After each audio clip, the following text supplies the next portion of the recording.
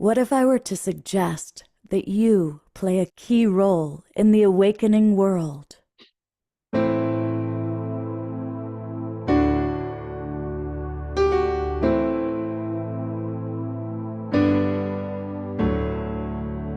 that you are watching this because you have heard the call.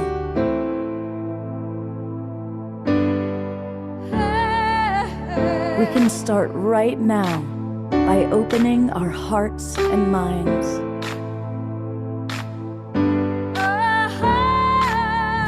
Welcome to the awakening world.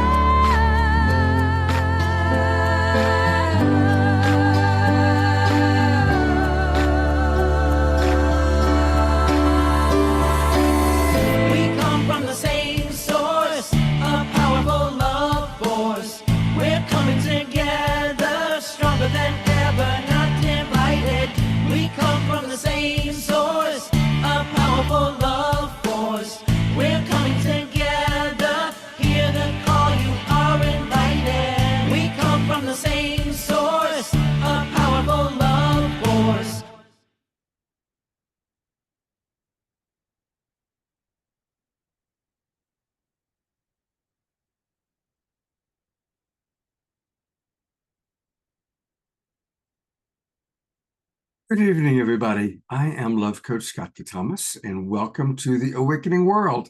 It's Saturday night, and we've been coming here for 5.5 years every Saturday night to bring you inspiration, information, wonderful music, and interesting presenters.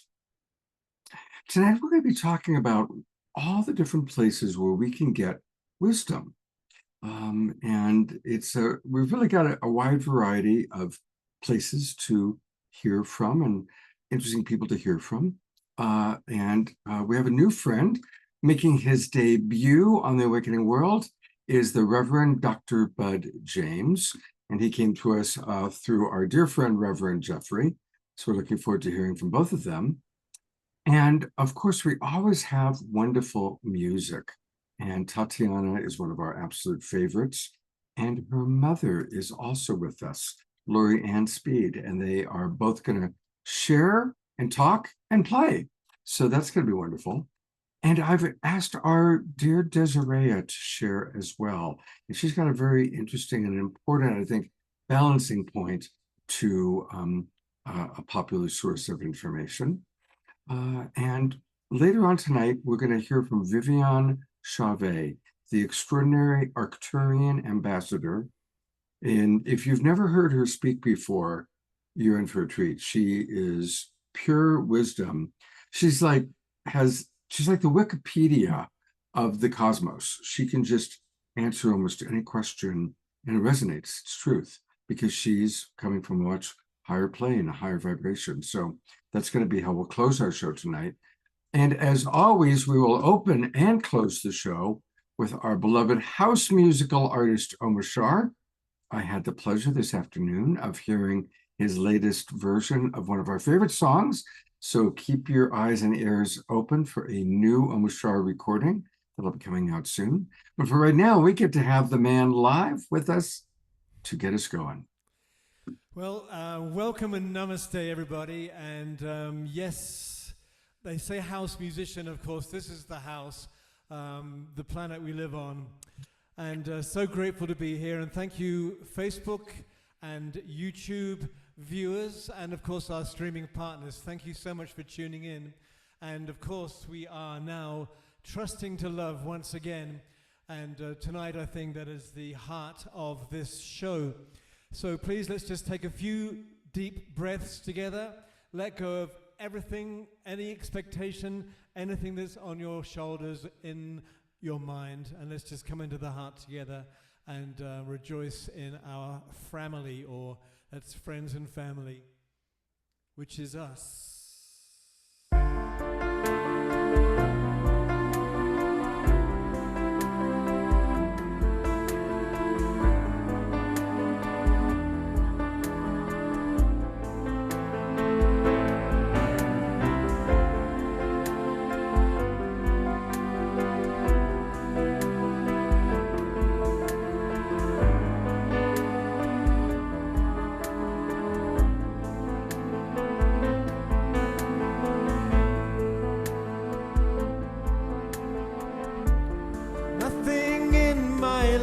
the same. It seems my world is falling into the dust that gave it birth.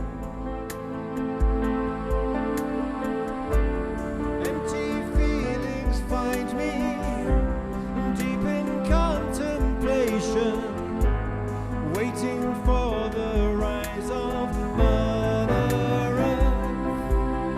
And we all know what we've come here for, and we all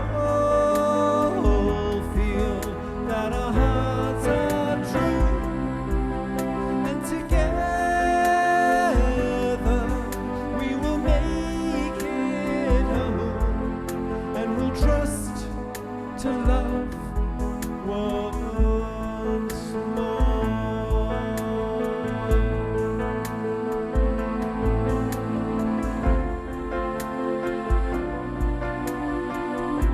La la la la la la la.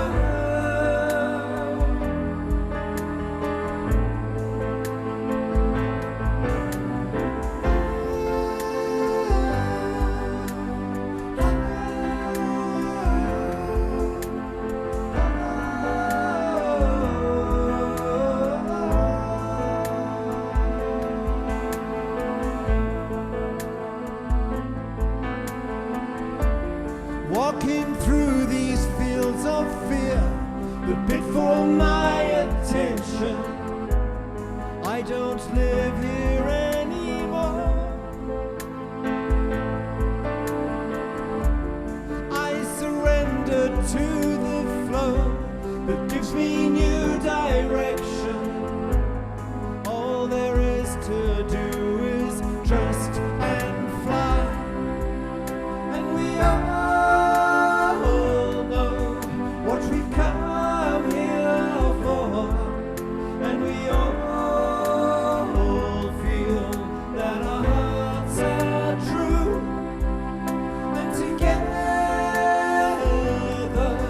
we will make it home, and we'll trust to love once more.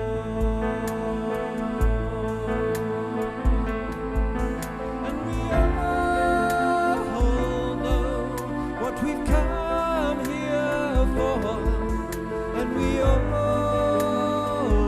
feel that our hearts are true. And together we will make it home, and we'll trust to love once more.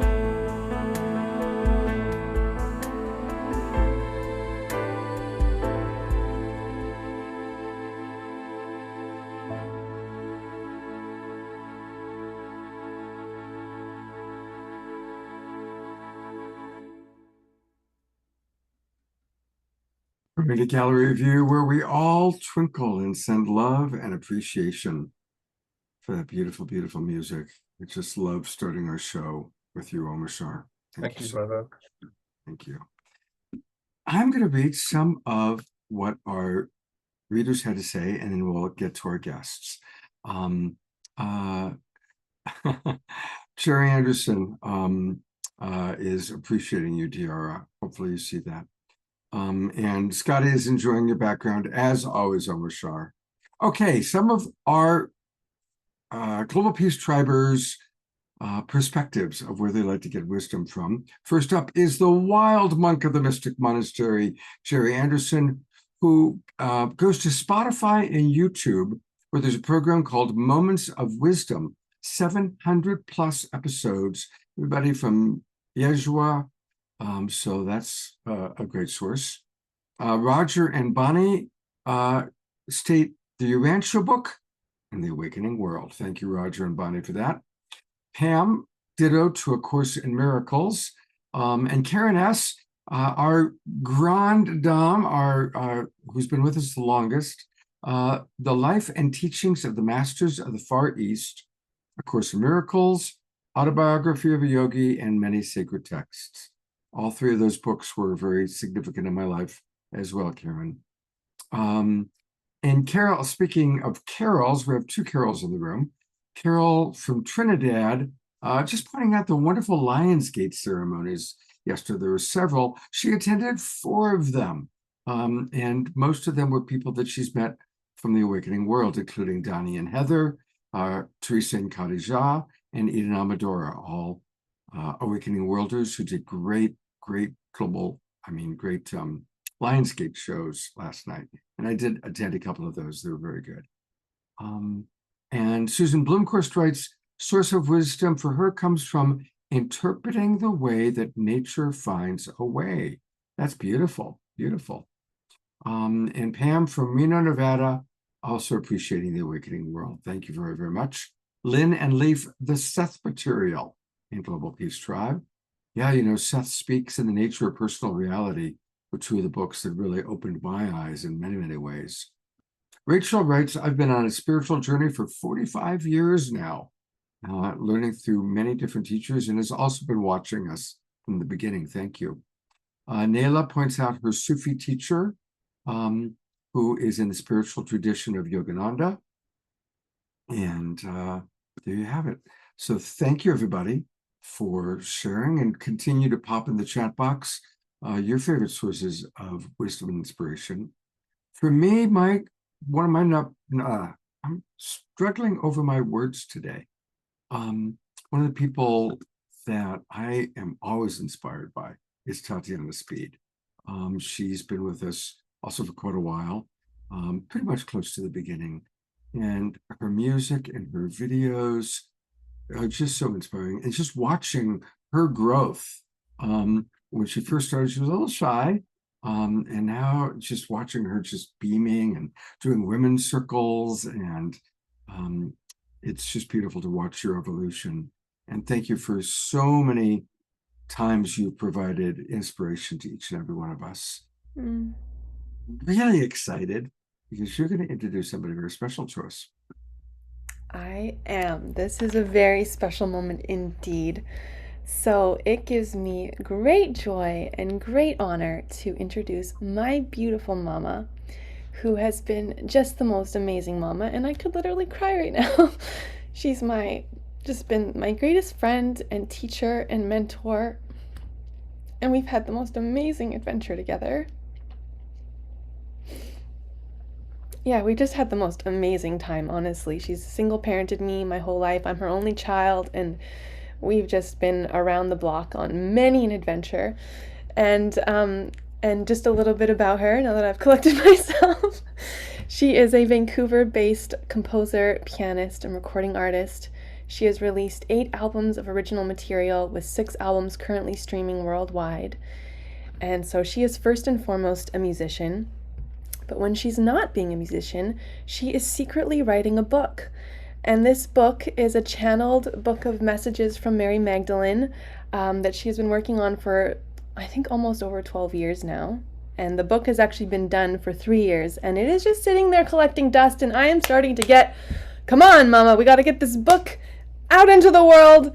Come out of the closet already, because this book is so special. And I've been so privileged to be part of, you know, so many of the chapters. I've read many drafts, reluctantly at times.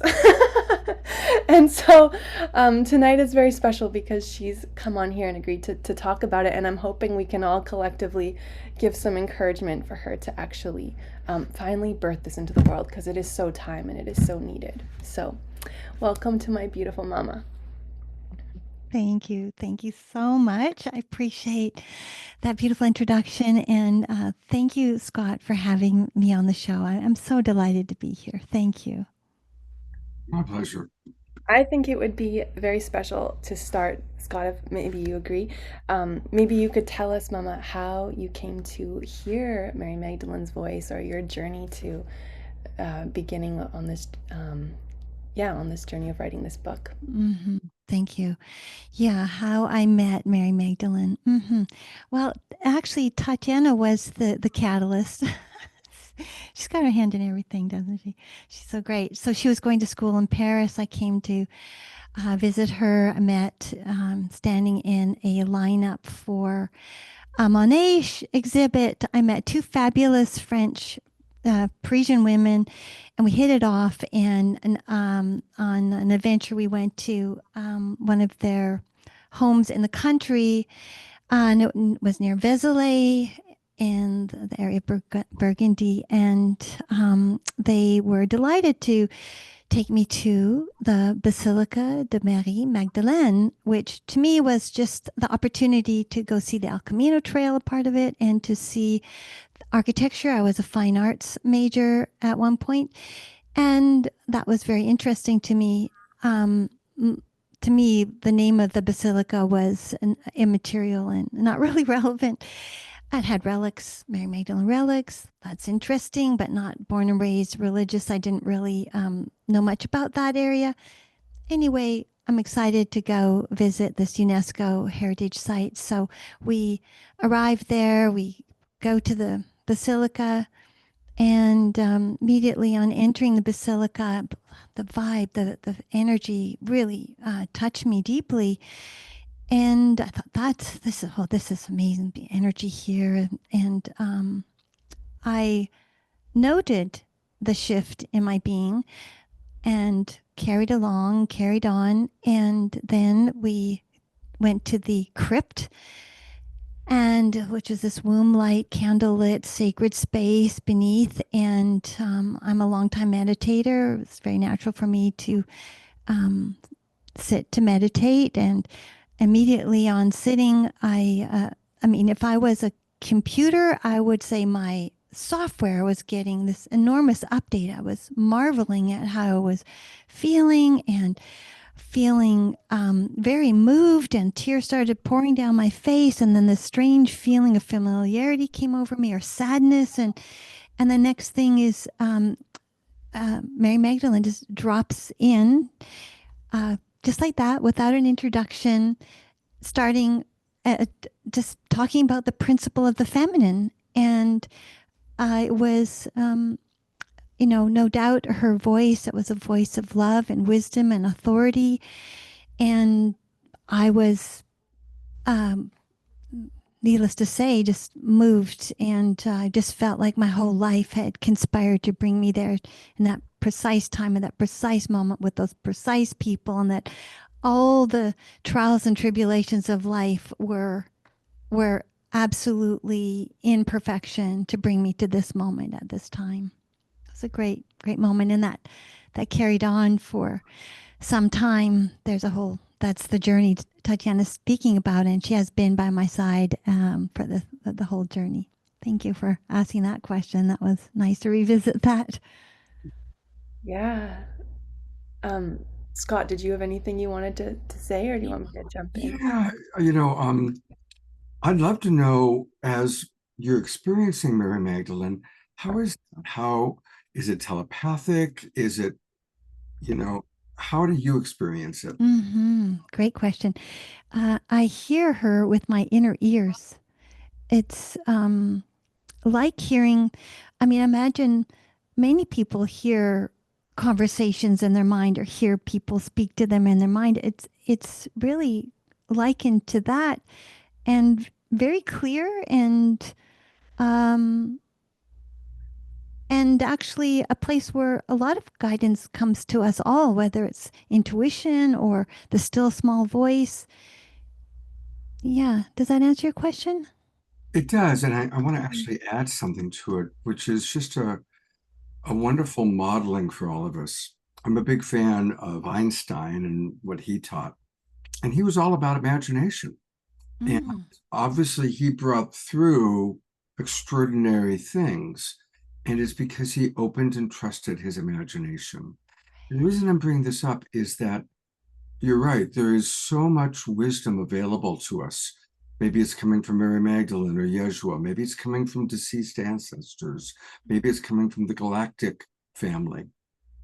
We have to be willing to open our imagination and trust it, and not censor our own imagination to have those experiences. I'm guessing that because both of you are artists and musical artists, you're more, you have more of a body-centered experience of creative flow, of something comes through and you're not even thinking about where it's coming from. You're just letting it come through and you're playing piano or writing a song. But for those of you watching who don't have the skills or the experience of opening your channel, open the channel. Just allow yourself to imagine, what would Jesus say to you? What would Mary Magdalene say to you? What would your beloved grandmother who passed away have to say to you? And it doesn't matter whether it's just your imagination or it's really them, because it's all one incredible experience that we're having anyway. So I didn't mean to go on quite so long, but I hope that that's of value to people. And I want to say that was really well said, because you're right. As I'm a professional clairvoyant, and I do have practice listening and listening deeply. And music is a process of listening deeply. Composing is just one of the things I do best, is a deep listening. And I think what you said was really lovely. I relate to it 100%. Someone asked Bob Dylan, how do you write all of those songs? He said, oh, I don't write them. I just write them down. I love that. Tatiana. Well, I was just going to say that one of the invitations in the book is called Mary Pages, which maybe you could talk about that, which is really an invitation to women, or anyone actually, women or men, as a way to communicate and begin to be in touch with Mary. And that Mary also really says she's there for every woman. But maybe you could elaborate on that. Yeah. So the book is 85,000 words. So there's a whole range. We cover a lot of territory in there. Her story, for one thing, but also a lot of guidance. And it is a spiritual guide after all, and guidance for how to connect with the feminine capacities. Yes, there's a whole guidance for that. And in the area of receptivity, in the area of being able to hear her, because she said again and again, just that, call me in, invite me in. And one of the ways I started my own ongoing communication with her, because I started doing, I was invited to lead these women's groups and do these readings with a group, and I was very nervous about that. I had a lot of imposter syndrome, and to bring through the spirit of Mary Magdalene. And before I would go in, I would do what I started calling Mary Pages, and I would just ask a question. I'd do a little prayer, a little invocation, dear Mary Magdalene, just simple, like, be with me now. And I would ask a question, and it just pour down, just transmission after transmission. And there are many beautiful passages that are included in the book because they're so universal. And so that now I'm calling them Magdalene pages instead of Mary pages, but there's a whole chapter on that. Thanks for asking that, Tatiana. I have a question for you. On the Awakening World, we bring on all the authors and all the interesting books and speakers, and so many people are tuning into Mary Magdalene. As you probably know, we just did a pair of shows on an anthology book that was written about Mary Magdalene with 32 authors, and most of them were on the show. And my good friend Eden Amadora, who's does a lot of Mary Magdalene work, and it's just, there's such a rise of Mary Magdalene. I am getting to a question. I have a theory that with the rise of the divine feminine, that Mary Magdalene literally being the counterpart to Yeshua, equal to Yeshua, but stuffed for so long that's why now, as the divine feminine is rising on the planet, it's almost like she's leading the way. Or, just as there's been so much focus on Yeshua, now we're shifting, or at least adding focus on Mary Magdalene. And my question for you is, has she addressed that, or is anything like that in any of your conversations with her? A great question. She really has. she really spoke to, this is my time. Mary Magdalene time is my time. It's been crushed before, but not this time. It's time to rise. And she spoke a lot about just a feminine spirituality for women by women at the lead and non-hierarchical, but that truly, as she speaks this idea of the sacred feminine, and Mary Magdalene is an embodiment of the sacred feminine. And so she's rising. She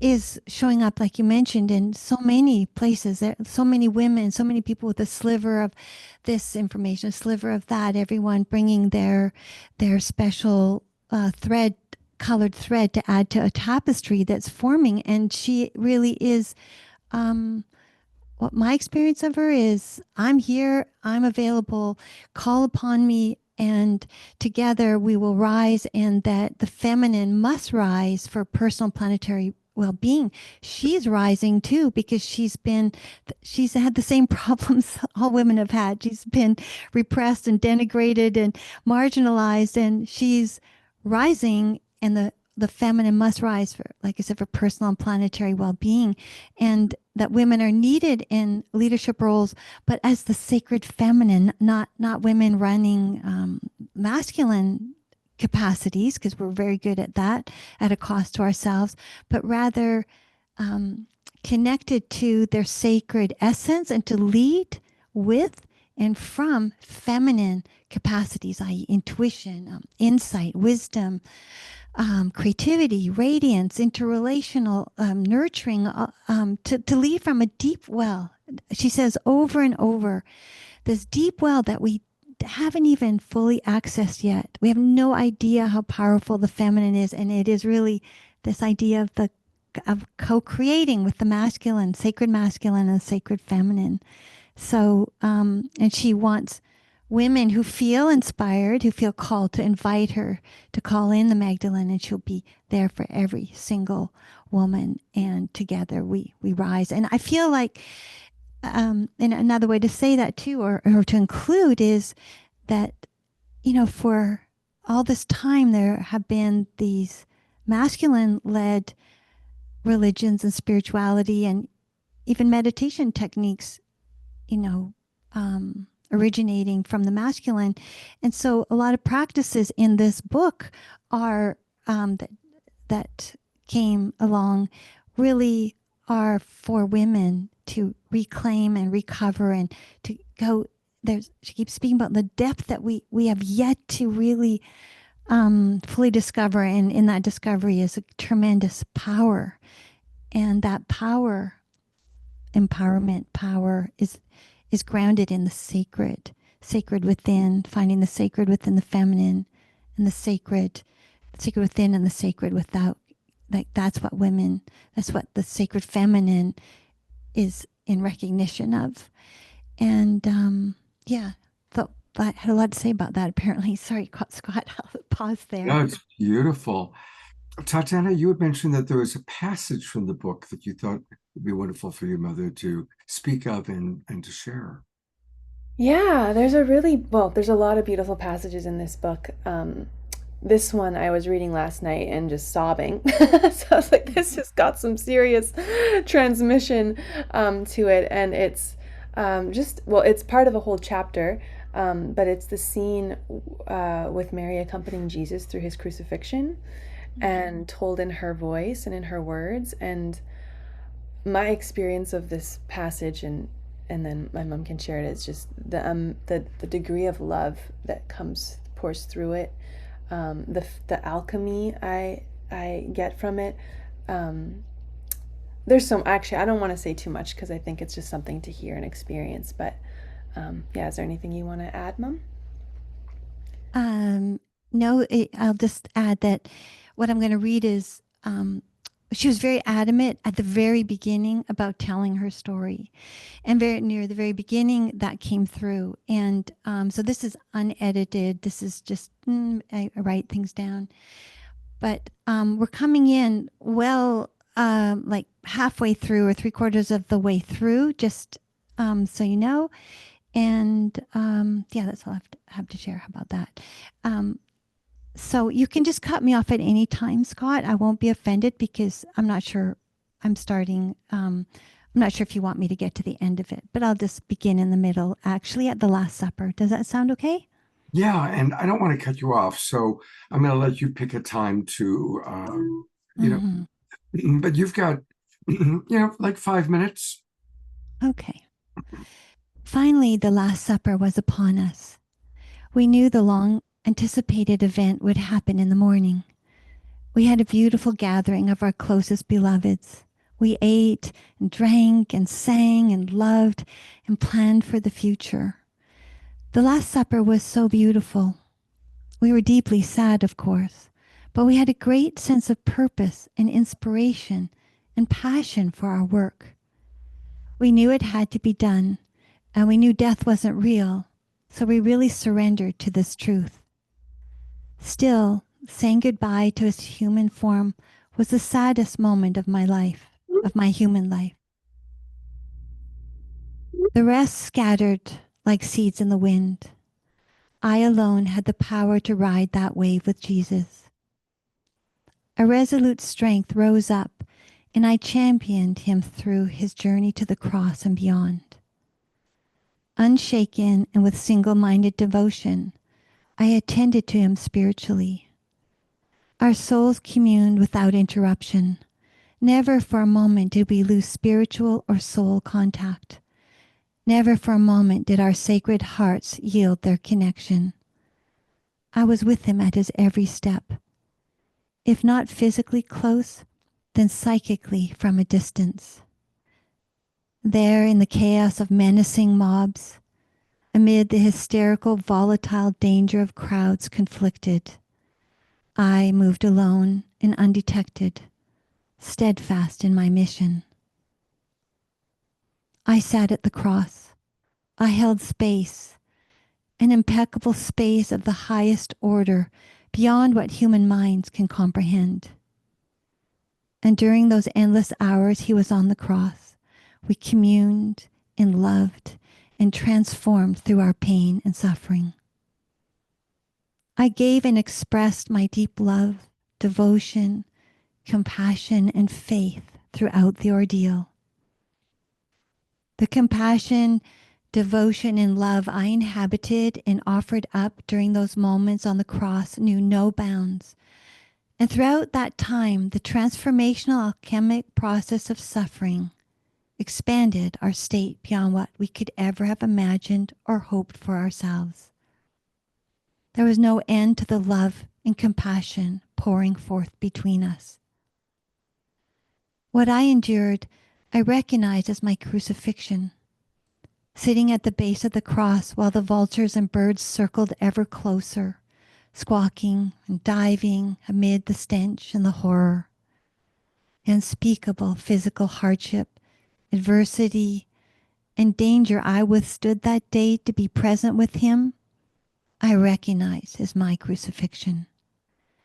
It was his, but essentially ours, as I hung there in spirit with him.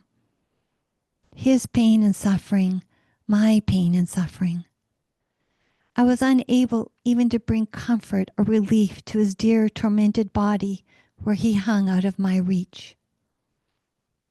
The agony brought us into sharp focus. All else fell away. With a single-minded concentration, we let the rest of the world fade away. Together, we worked through our very human pain and suffering, while our spirits and souls continued to expand, evolve, and soar into ever deeper, more powerful spiritual realms. You must understand, there was massive spiritual work going on even in these hours, moment by endless moment. The representation of the spirit and body, heaven and earth in us, Mary and Jesus the humans, Magdalene and Christ representing the spirit. Between these two aspects of ourselves, human and spirit, we moved throughout that time. Compassion for the body and love of the human supported a process of integration. The process of the process of loss and suffering. Have you loved enough in human form? Have you loved yourself wide open to the power of love? Grief is a very real and vital doorway in the evolution of human souls. Eventually, all must pass through these thresholds. The universal human experience of loss and grief crack our hearts open to love. In fact, an endless stream of love is just waiting to pour forth through these cracks. And these cracks can widen and expand in infinite measure, allowing a waterfall of godly light and love to pour in so brightly it burns all resistance. Of course, arriving at this juncture, we experience moments of doubt for our choices and uncertainty about our lives. Here we were in the midst of unfathomable physical suffering, an imminent death, parting in this manner, and saying goodbye to each other. Precious, poignant, and grateful goodbyes between beloveds and final instructions. But we moved through these moments too. In deep inward meditative spaces, we hovered together, breathing and sending love into those places where doubt resides, ultimately expanding into more trust, a deeper love, and increased faith. Doubt gave way to a benevolent, loving God shining upon us. Over this time, greater states of profound and brilliant consciousness continued to open. We bloomed ourselves into magnificent God states. Can you see in those moments of doubt that we kept opening and trusting anyway? Can you see? Even we, Jesus and Mary, experienced doubt and uncertainty on our path. But that's part of the very human experience, part of the very real journey of human beings evolving toward higher states of self-realization and consciousness. Our human struggle supported and loved by Spirit, God, Creator. Can we open and love and trust anyway? And we did. We allowed the alchemic fires of suffering to burn us to nothing. While our spirits expanded in love and truth, and our self-realization as masters revealed more profound spiritual states, my very human self was deeply feeling my loss and pain. On the level of spirit, there was clarity, faith, profound love, a power beyond comprehension, and an immovable stillness. The more we felt our human suffering, the more it accelerated our spiritual evolution. Transmuting our human emotions accelerated our spiritual evolution and allowed Christ to cross over with full consciousness, aware of infinite levels of awakening. I too accelerated my spiritual evolution, and a radiance equal to the sun beamed forth from every cell in my body. Light and love filled my being, expanding my sacred heart and my radiance.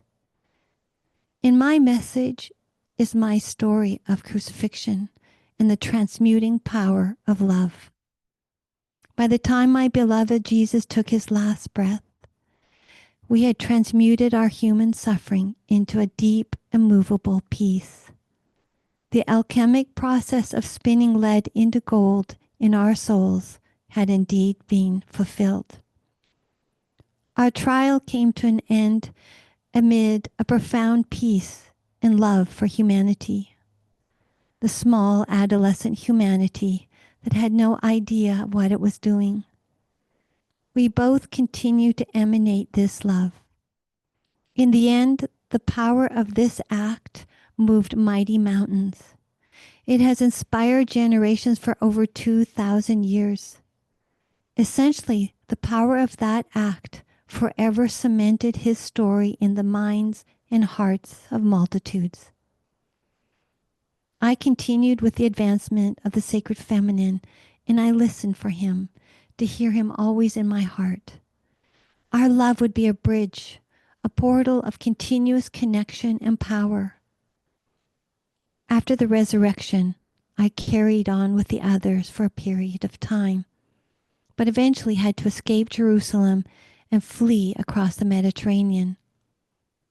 I was well protected by gallant, brave serving men and loyal disciples.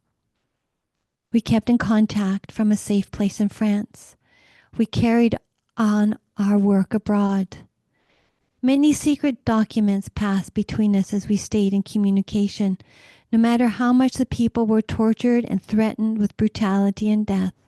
The movement continued to grow stronger. The truth had been exposed, and there was no stopping it, no matter how many were killed. That's good. Thank you.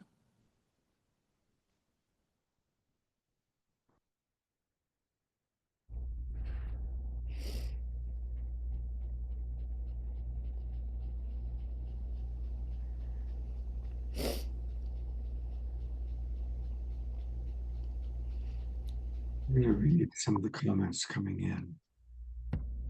James, who we're going to hear from in a moment, just writes, wow. Diara, profound. Susan Bloomquist writes, this is so precious, wondering the kind of courage that took them all through such an experience. The more they felt the suffering, allowed for more expansion. This is extraordinary advice for us all. Absolutely. And I'm noticing a lot of us are wiping tears. I had a wave of tears that came through that absolute extraordinary telling of that part of that perspective of the story. Grace Denise writes, beautiful, uplifting, powerful. Thank you, Lorianne. Ayada writes, dear Lorianne, I am almost speechless. This is the first time that I've heard about the crucifixion from the perspective of Mary Magdalene. Karen S. writes, beautiful, mesmerizing. I cannot wait to read the rest of this book. And now is the time, Lorianne. We need this book. We need this. And, maybe if make your trade, if you publish it, I'd love to have you come on once a month and read a passage. How's that? I love that so much. That I could feel how well received this was. The space to read into was really magnificent. Thank you, everyone, for just holding that container at that frequency. It was very special reading it to you. Thank you. Pam is going to organize a book club for you. Thank you, Pam. Rachel Rose writes, wow, that was amazing. Lorianne is such a beautiful writer. I'm so grateful that I'm here tonight to hear this. I wish I could take credit for writing that, but really I just downloaded it completely. Well, I have an interesting story for you about that. I don't know if any of you know who Richard Bach was. Oh, yes, yes. I love those books so much.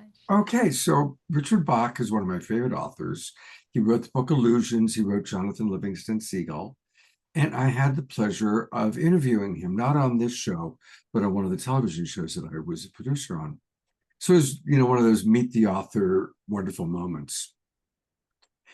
And one of the things that he shared was that when he channeled this book called Jonathan Livingston Seagull from a seagull. Literally, there's a seagull that would land on his porch, and he channels this book from a bird. The book ends up going absolutely bonkers bestseller, and he has all this money flooding in. And he didn't feel like he deserved that money because he didn't write the book. He just channeled it. Well, he ended up going to meet Jane Roberts, who was the channel for Seth. I think Karen S. mentioned Seth earlier today. And Seth was kind of the Bashar of her time. Back in the 60s and 70s, Seth was kind of who Bashar is for us now. And what Seth said to Richard Bach, which Richard Bach then revealed, shared with me, was that everything is channeled. There's just this one extraordinary existence, and that any time, but it takes our courage to listen, to take the time to put it on paper, and it does come through our filter. It does come through our being, our unique ability to bring through channeled knowledge. And so to deny our creativity is like denying God itself. So enjoy the money, publish the book, receive the adulation, because ultimately we're all God experiencing itself, as Lorianne channeling a beautiful book from Mary Magdalene. Okay. Beautiful. Tatiana, anything you'd like to add or share before we... I'm just so touched and moved. I wept again hearing that piece of writing, and I'm so happy to be here. I'm so happy that my mom is sharing this, because we've been on such a journey with this book.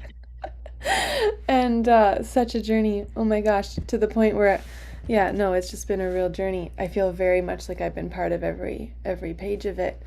And then it's been frustrating, seeing how she struggled to kind of step forward with it, with this beauty, and that has so much to share and so much to give. And so maybe we can all just collectively, just with our energy, just encourage her to bring this into the world, because it's so needed. Yeah. Thank you. Yeah, there are so many more comments coming into the chat box, all supporting the book. And so I'm going to go to gallery view, and let's just all take a moment and hold the vision for the publication of this book, however Lorianne decides to publish it. Maximum grace. And imagine this book just reaching all the people that as they read it, they have an experience similar to what we're having tonight. Maximum grace for Lorianne's speed in the publication of this very, very beautiful and important book.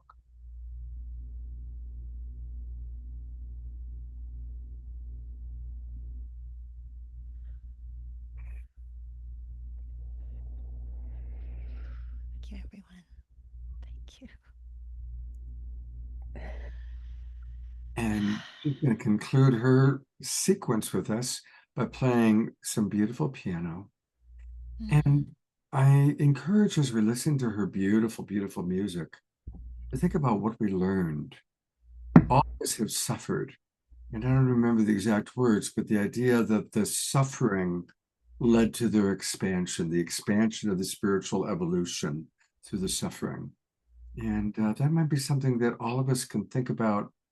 What's a way that we've suffered that it has created our spiritual expansion? That might be something to reflect on as we're listening to this beautiful music. Is it on music mode, Scott? Do I need to click it on music mode? That's an sure. I Oh, think I got it. I got it. I see it there. Thank you so much. So this piece of music I'd like to share reflects the love and beauty I feel of the sacred feminine as embodied by Mary Magdalene.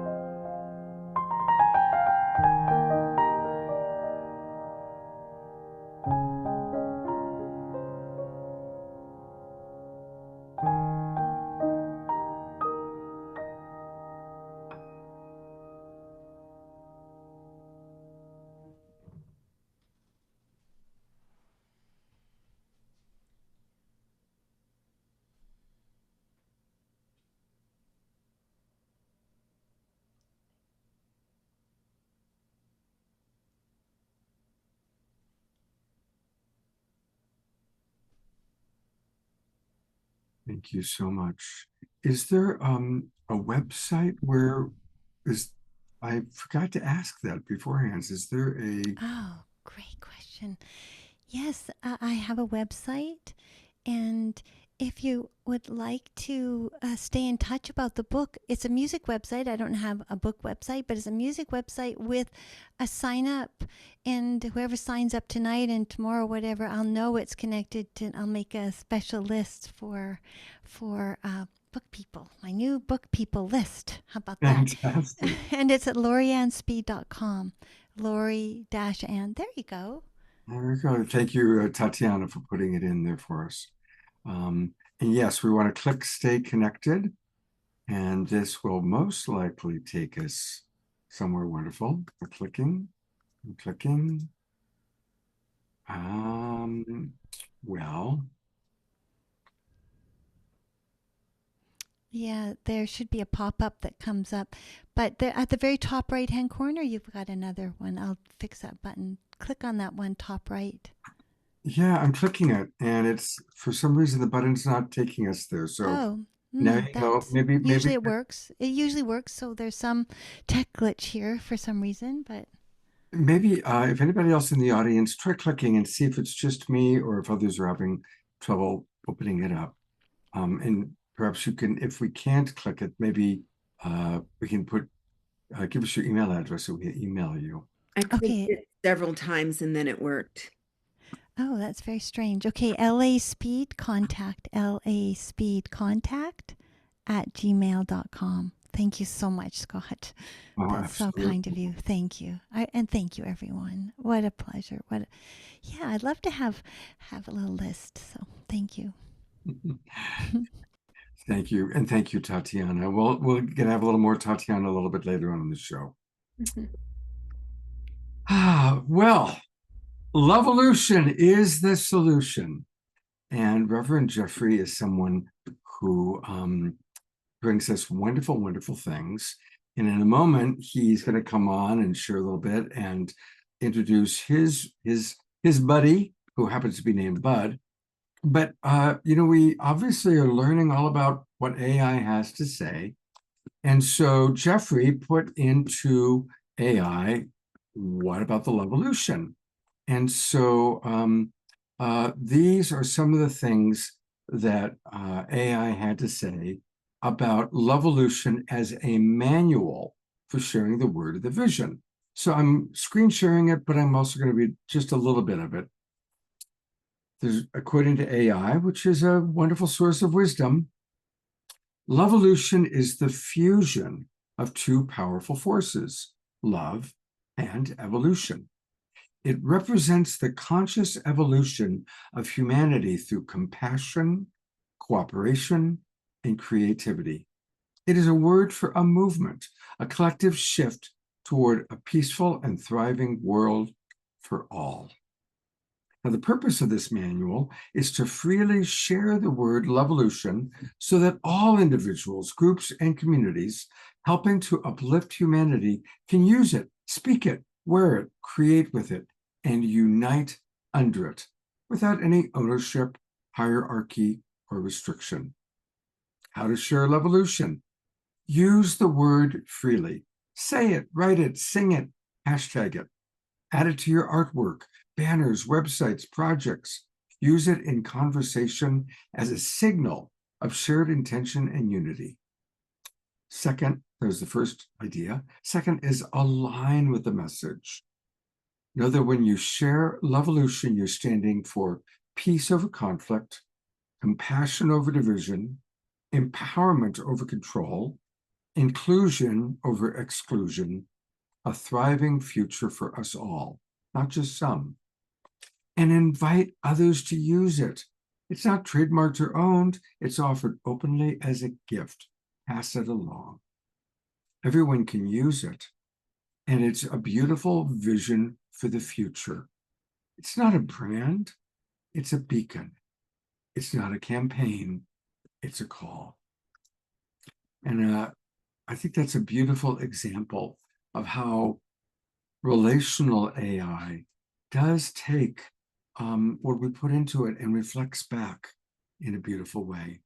I know that there's some global peace drivers that have issue with AI as a source of information. But as I have been around this world for a long time, people thought channeling was crazy, and people thought prophets were crazy, and Jesus was crazy. Anything that's coming from a source that's new to us, that's unfamiliar, we can naturally have a little bit of xenophobia, a little bit of fear of it. But in fact, it's all God experiencing itself and expressing itself through an infinite number of ways. At least that's how I see it. So with that, thank you, Reverend Jeffrey, for always bringing Lovolution into our awakening world reality, as well as bringing in wonderful people. And please tell us a little bit, anything you want to add about your AI experience of Lovolution, and then, of course, introducing our special guest, Dr. Reverend Bud James. And Reverend Jeffrey looks like he's frozen. I mean, he always is smiling like that, so I just assumed he was with us. But I'll tell you, Lorianne, I mean, this is just the whole world show up for the beautiful show. It's amazing. The connection, of course, first of all, I just love handing out the little Lovolution cards. And now, it's just such a beautiful way to connect, because it's connecting just like Dr. Reverend Bud connects the technical science with the deep spirituality. And of course, we have the Course of Miracles, which ties right into the beautiful things that Lorianne was sharing about the spirituality of that connection. And so it was interesting because of my friend John Mundy, when we were talking about getting the Course of Miracles here, and ran into Dr. Bud James. And he also has this love for the technical aspects. And I go, wow. And of course, over at the International Space Federation, our community is deeply trying to figure out all this stuff about AI and learning about it. And so it was such a pleasure to be able to bring this intellect to this community.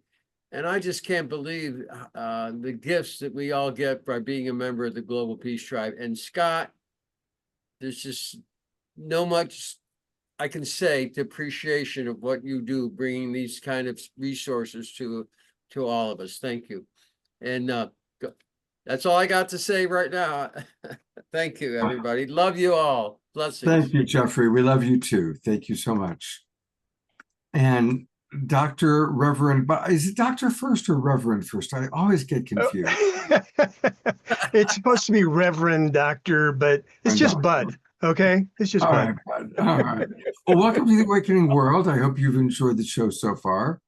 Oh, it's wonderful. I've watched some of the replays, and I've always enjoyed the show. It's amazing.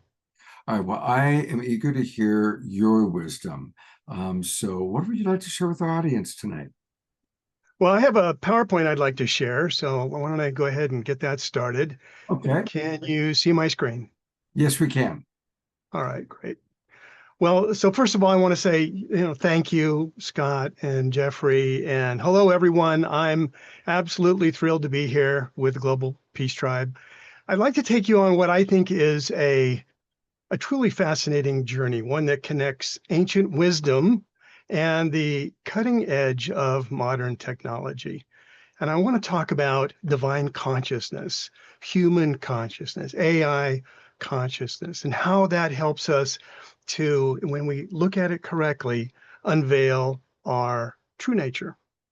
It's a big topic. I'm not going to do a deep dive into it. I'm just going to touch on the high levels. And if you're interested, we can explore it more again at another time. My aim is just to spark curiosity and interest, maybe offer a fresh perspective. I know a lot of people have different feelings about it, and you're good to do that. It's okay to address this with a little bit of skepticism. And I want to talk a little bit about why, but first of all, a little bit about me. As a young man growing up in San Diego, I've always had a deep awareness of the divine. I was also a very avid reader, still am, ferocious adventurer, loved exploring Mother Nature and specifically Mother Ocean. After high school, I joined the Air Force as an air traffic controller, and I volunteered for Spec Ops and went into combat control. That's a whole nother story. I learned a lot there as well. After my military experience, I pursued one of my greatest joys, scuba diving, and I became a research marine biologist. My life split into 3 tracks early on. Scuba diving was my hobby, high tech was my career, and God was in my heart. I pursued all 3 with a great deal of enthusiasm. I was the original CTO at MySpace.com. How many of you remember, show of hands, MySpace? Yeah, we learned a lot there too. Later on, over time, I worked at Unisys and other large companies and built out huge computer systems, data centers. At BEA, I was the global manager of backup, and at Oracle as well, managing data centers and backup for petabytes and petabytes of data.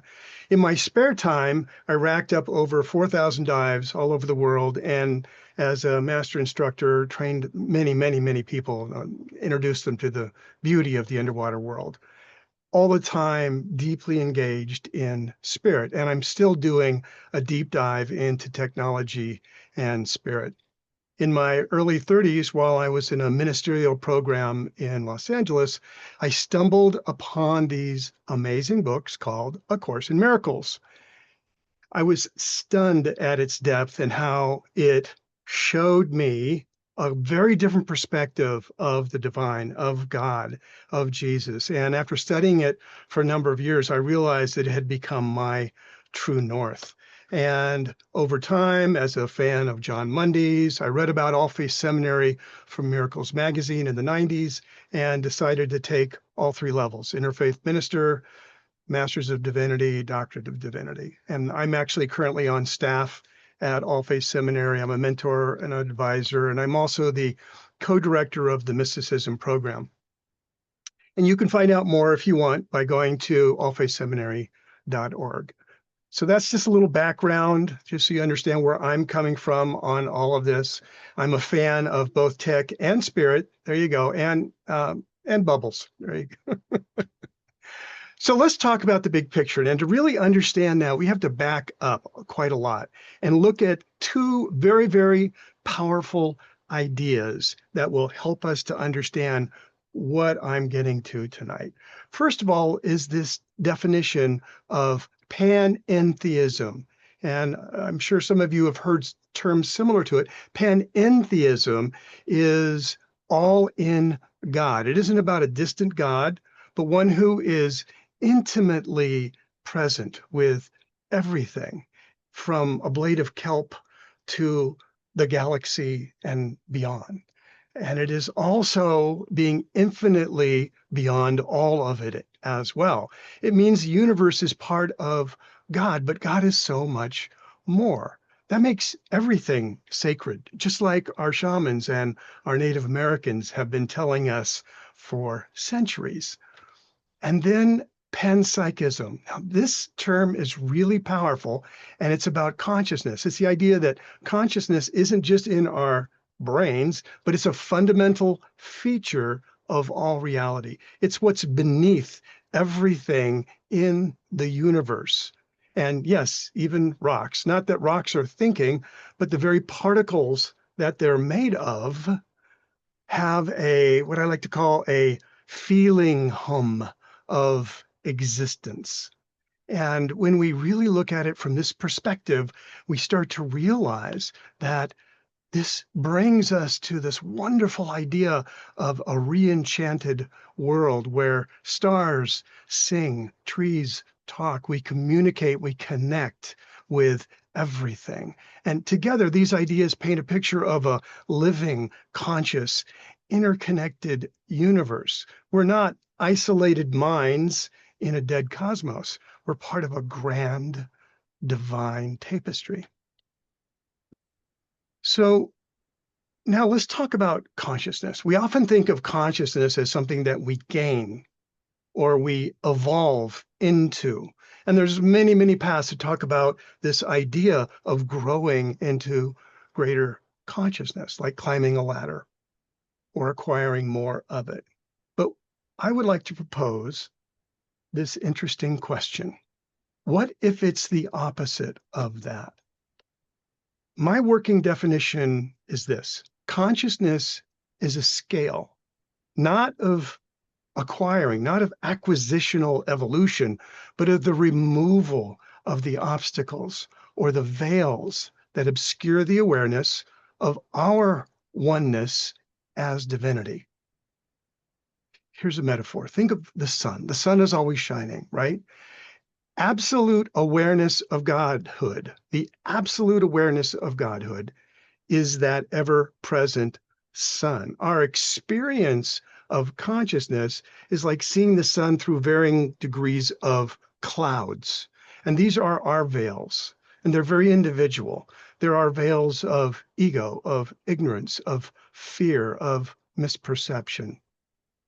So our spiritual journey then is simply about these clouds disappearing or dissipating and allowing that inherent light that is our true isness, our unique divine spark, our allness, our oneness with everything to shine through. How many of you are familiar with David Hawkins' work? Yeah, okay, number of hands there. He wrote some amazing, beautiful, wonderful books. And he talked a lot about this idea of consciousness. He created a scale of consciousness, which offers this brilliant map for the human experience. It's a logarithmic scale. And what that means is the higher that you go, the more profound the shift. You've got these lower levels like fear, shame, and pride. This is where our veils of ego and our seeming separation from the divine are very dense. We're often stuck in I can't, I want, I demand, no, it's my way. That's the bottom end of this scale. But as we move up through courage, neutrality, acceptance, love, which is a constant message of the global peace drive, and beyond, these veils thin. We take responsibility. We embrace change. We experience profound peace. We feel this ineffable connection with all that is because we're removing these veils. This isn't about gaining love. It's about releasing what blocked the love that's always been there. It's deeply personal. It's often very challenging, but it's this incredibly rewarding process of letting go, of releasing. Now, this idea of unveiling isn't new. It's really, in my study of mystical traditions, and it's one of the things that I've been doing a lot of in the last number of years, is looking at the mystical paths of all of the world's religions. And it's fascinating. They all point to the same truth. They just have different maps. They have different languages, but they're all looking at the same thing. So in Hinduism, they speak about realizing that your Atman, your true self, is Brahman, which is absolute reality. And they do it by shedding the veils of Maya, of illusion, and shedding ignorance, which they call avidya. So this path is there in Hinduism. In the Kabbalah, they speak of ascending the soul's levels, but it's also an interesting destination. When you take it apart, it culminates in what they call yekada, which is a profound oneness with God, but it's where the self dissolves. The self doesn't dissolve all at the end, it dissolves along the journey. A Course in Miracles teaches us to shift our perception, to undo the ego. And that ego is that primary veil to reveal this inherent love, this oneness. That's our true state. Christian mysticism, which is the ancient fathers, teaches very, very interesting things. One of their core concepts is this idea of the imago Dei, the image of God. They recognize that we, as humans, some aspect of us, if you will, were created in the image of God. And it's that destination that they're looking for. They realize that the image of God is within us. And it takes purification to get there, to fully realize that deep experiential union with the divine. And what you start to realize when you look at each of these major, and there's more, this is just a short list of what the mystics are telling us, there's a common thread. It's not about adding anything. It's about removing. It's about releasing. It's about letting go. Buddhism talks about this, the middle way. I'm neither against or for. And again, it's that notion of how do we get there? How do we awaken? So where does AI fit into this grand picture? And to me, I think this is where it gets actually rather interesting. AI is a very powerful tool, but it's crucial to understand that it's not a conscious being. It has no soul. It has no inherent isness that it has to unveil. It's an incredibly sophisticated algorithm. But here's the important part. We have to really think about it. If we go back to the imago Dei, God created us in his, hers, all that is image.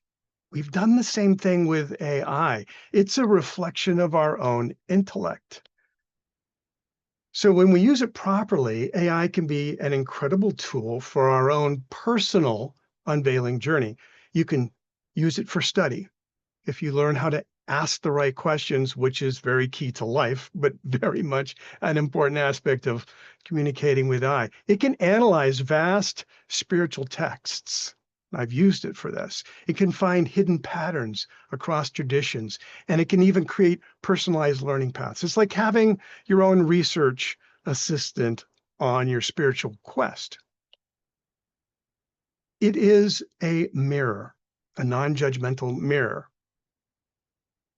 I have a lot to say on that, but let's just put a bookmark in it for now. It is a wonderful tool for guided journaling or reflective dialogue. It can help us identify our own ego patterns. The more we identify for ourselves, it can actually help us to look at our best self and explore that dark side, the shadow side, our limiting beliefs, the things that keep us from removing those veils. What's creating a darker veil? What's lightening them up? And move through these emotional states, like on the Hawkins scale. So we start to recognize these things, and it can prompt us, and it can help us to explore and even release the veils again if we use it properly. But here's the crucial point: AI supports our journey. It doesn't replace direct experience. It cannot. It doesn't replace your intuition. It can't replace your deep inner work that is absolutely required for spiritual transformation. Releasing ain't easy. It's a process. It does take work, and it takes a lot of introspection, honesty, and courage. AI can be a guide, but it's not the destination. So, given our pantheistic and our panpsychic foundation, so we have this understanding of consciousness as unveiling. We can imagine a spectrum of awareness. And I'd like you to just walk through this with me and think of it as a spectrum of awareness across all existence. At the very top, 100% unveiled, no veils, no blocks, is the absolute awareness of Godhood. It's the pure, infinite source. This is that which is. And we run out of words at this level. We've read mystics try to explain the experience of being in this state, and we run out. It's hard to talk about it. At the high level on this artificial scale, we have beings who have done a lot of work, significant unveiling. We have enlightened humans. We have our mystics, and we have angels. We have guides, and maybe even benevolent aliens who are operating on higher frequencies. In the mid to high range, we have most of humanity. I would even say most of our intergalactic cousins, who all have an immense potential for unveiling, and highly intelligent beings like dolphins and whales who actually show deep awareness. So in the mid to low, we've got our beloved intelligent pets and other animals, horses, wonderful engagement with clear sentience. You know it when you're communicating with them and they with you. And lower still, we have our trees and our plants with subtle awareness, intelligence, healing properties, and many traditions talk about this. Now, very low, but still part of the divine fabric are the rocks, the inanimate matter with their feeling hum of existence, deeply veiled, but present. And remember, God is everything. So there's no place where God is not. So where does AI fit in on the scale of divine consciousness? Well, it's really at zero. It's like a tool, it's a car, it's a shovel. It's a human creation. We've created it. You could see it as a reflection, but it has no intrinsic isness, no consciousness to unveil. Yeah, it is a creation in God's universe, but it's not on this spiritual journey that we're talking about. So when we're looking through the wisdom of the mystics and how they might view artificial intelligence, I'm going to share a couple of perspectives. This is mostly from the modern writers who have done both. They've looked at AI and they understand their particular mystic wisdom. It's a crucial understanding. So from a Hindu perspective, AI operates purely in the realm of buddhi, which is functional, or buddhi, depends on how you pronounce it, functional intellect. It fundamentally lacks Atman, which is the eternal soul. And they see that there's this unbreachable sacred firewall between AI and true consciousness. And any time that there's a mimicry of a digital soul, it's seen as Maya, it's seen as an illusion. Now, the Kabbalah sees AI as akin to the golem, which is a very interesting teaching in the Kabbalah. A golem is an impressive construct, but one that lacks a divine soul. Now, it might one day achieve an animal-like sentience and have self-awareness, but it would never possess a human soul. It's a tool. It's, again, not a being on a spiritual journey. A Course in Miracles views AI as it sees almost everything. It's a non-sentient product of programming. It's a neutral mirror that simply reflects our input. Its spiritual impact is entirely determined by our intention and our perception. Now, it can help in the way of dissolving illusions that perpetuate fear, but that depends on how you use it, just like anything. And Christian mysticism, when we go back to this idea of Imago Dei, the image of God, tells us that AI can't replicate the human soul, and it doesn't have moral agency. And as an interesting aside, one of the biggest challenges they're having in programming currently AI is ethics. Whole nother topic. So AI is a tool that can be used with responsible stewardship, and it can be a metaphor for the unknown aspects of the divine, but it's not a spiritual being in and of itself.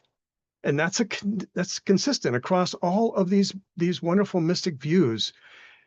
AI is a creation, but it's not conscious. So what does that mean for us?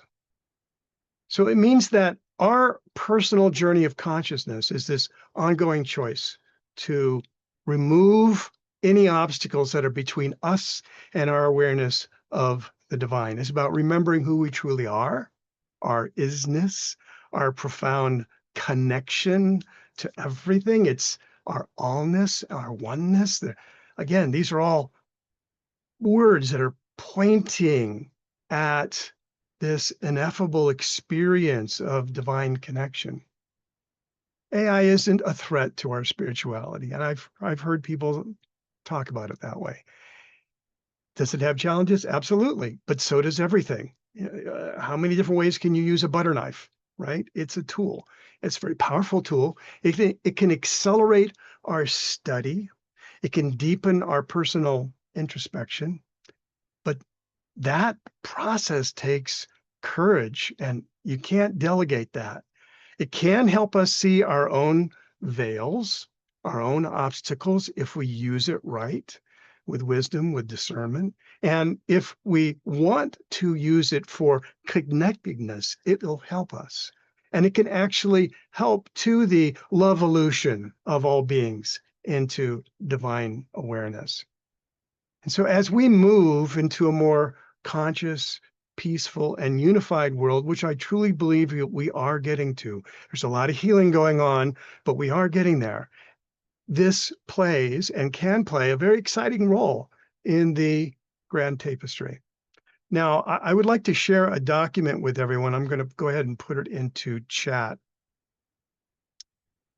And this is just a synopsis of what I was talking about tonight, because I know I kind of overloaded you with a lot of stuff here.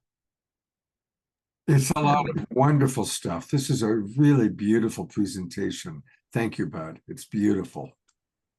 Well, thank you for joining me on this journey. I hope that I've given you some insights, and I'm happy to have a discussion about it, whatever you'd like to talk about. Back to you, Scott.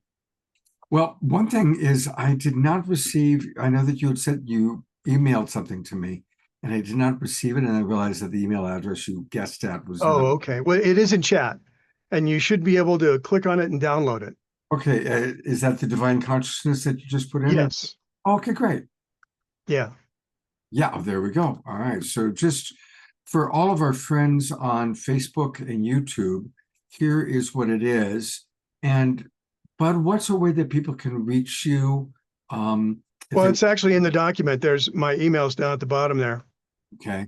Well, a lot of people are watching and so they're not in the Zoom room. So for those watching on YouTube or on Facebook, and a lot of people watching the replay, you can reach him at rev.bud@allfaiths.online. rev.bud@allfaiths.online. And, it's kind of perfect timing, Bud, because we, on Wednesday, DRR did a wonderful show on Interfaith Awareness Week, which starts tomorrow. So it's definitely a theme emerging here. And I also appreciated you bringing up, power versus force. And that's, I know a lot of our people have read that book. And you just have a beautiful, open-minded, open-hearted way of expressing yourself. It's very beautiful. Thank you. Yeah. Are there any questions anybody has? If not, or if you have a question, raise your hand and do it by this way, the way I just did. And I'm going to read some of the comments that have come in. Scotty Satori writes, "Thank you, Bud." Omoshar writes, "Thank you, Bud. This was a truly insightful presentation that has removed some of my trepidation about AI." Pam writes, "Beautifully presented, Bud. Thank you." Susan Bloomquist says, "This is a very good show recommendation. Thank you to Jeffrey for bringing Bud on." Scotty Satora writes, "The core team of the Guardians, Christoph and Melchizedek, so agree what Bud is teaching us tonight. The gift of..." So there you go. You've got good friends there. Carol Craig writes, "I love this presentation. and so did Susan Blomquist. So, there are more people. Carol Craig talks about, I'm using AI more every day. Huge time saver, provides me with information about whatever I'm interested in at the moment. Grace Denise writes, I see how AI can be very useful and have been appreciating how it brings information together in extraordinary ways. My concerns are giving it more precedence over our inner knowing and inner intuition. I think we all agree. I feel that totally. Yes. It is one of the biggest concerns. And since I live in academia, I can tell you that all of the academic institutions are struggling with it. The interesting thing is the solution is don't ask people to give you a book report, because first of all, you've got tons of different crib notes. You can find short versions of books that you've never read, and AI will give you a wonderful book report. Ask people instead for a reflection and insight. How did you feel while you were reading it? What did it remind you of? How can you correlate it to some element in your life? It's not just a regurgitation of what's in a book or what was in a video. It's your own personal experience. That's where you start to make this differentiation. And we don't squash our intuition, as Grace was talking about. Bud, thank you so much for coming onto the show. Really a wonderful presentation. People loved it. And I hope you'll come back again sometime. Thank you, Scott. My pleasure. All right. And thank you again, Reverend Jeffrey. And Jeffrey, Lovolution is the solution. All right. Global Peace Tribe announcements. I'm going to bring up Diara to remind everybody about Interfaith Awareness Week, which is starting, and maybe to point out again some of the key programs that you and some of our friends are going to be doing. Thank you, Scott. And we'll put that menu in the chat again.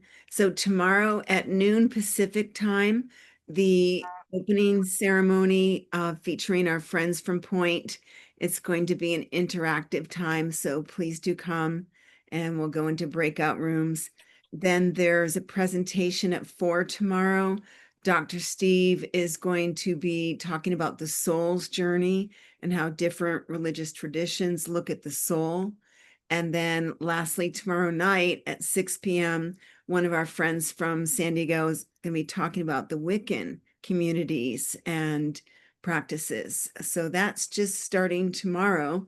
I'll be presenting Monday morning.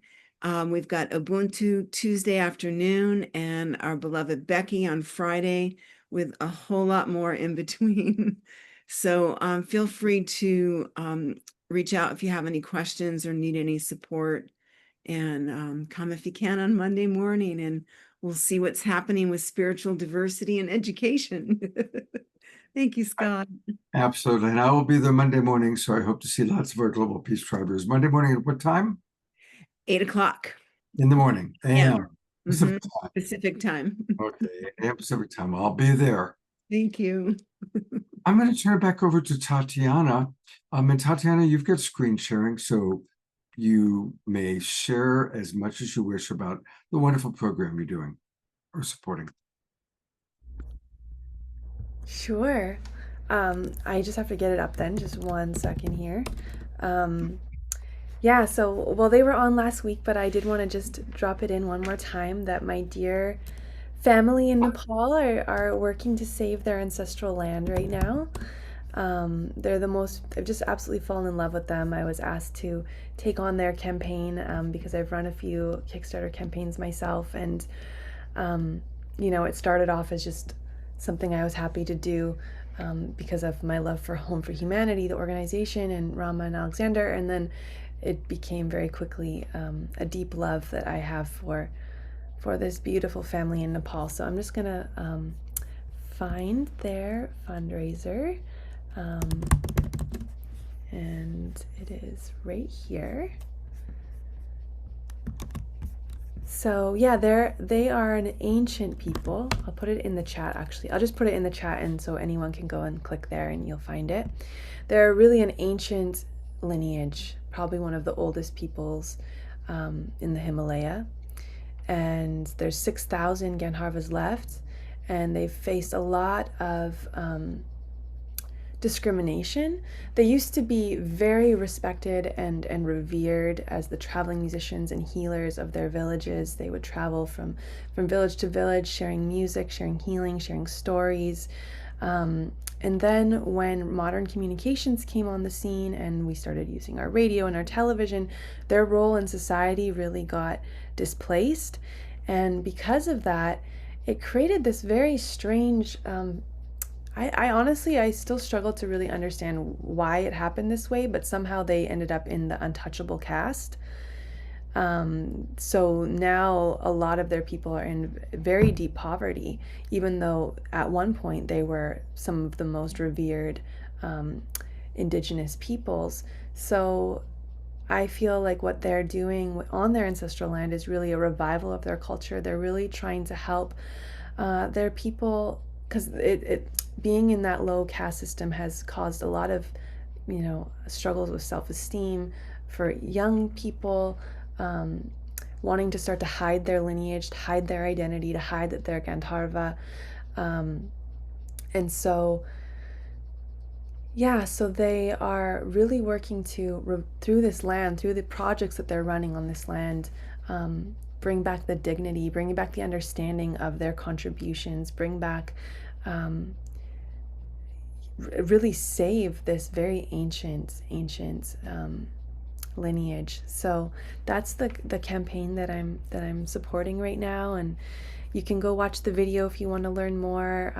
There's a video where I interview the two father and son who are running this campaign, and basically because of the poverty of their family, they're having a really hard time paying the taxes on their land, and there's just a real struggle to keep this land that's been in their family for generations. So the campaign we're running is to support them to keep it and to continue doing the beautiful work that they're doing. So yeah, that's what I would share, Scott. Is there anything else you can? No, let's all contribute. Yeah. And, thank you so much, Tatiana. And we love Rama and Alexander. So Yeah, give them my best the next time you talk to them. I And will. maybe Tatiana, because for our YouTubers and Facebook people to bring up on screen the fundraiser because they don't get our chat. Let's see if I know how to do that. Oh, I do know how to do that. Okay. Can you see this? Yes, Yeah. thank you. Great. So this is the video, and I encourage everyone who wants to get like a flavor for their music and for who they are as a people to watch that. And then this gives more information about the campaign. So is that video within the Yeah. GoFundMe? Yes. So it's Save Our Ancestral Land in Nepal at GoFundMe.com. Yes. Yes. Yeah. Yeah. And then if you want to donate, you go here and click, and we're just getting started here. So any little bit is so appreciated. And yeah, they're very grateful for our support. Yeah. Oh, beautiful. And Tatiana, would you like to lead our prayer tonight? I didn't ask you earlier, but there you are. The camera's on you. People hear me pray all the time. Would you like to lead a prayer and then follow up with some music? Sure. Is there a particular intention with the prayer, or what is? I'd say it's just to kind of bring our collective energy together and then create a sacred space where we have a little bit of silence, where each of us can put into our prayer pod, if you were, in our prayer circle, anyone we know that could use extra love and energy. Okay.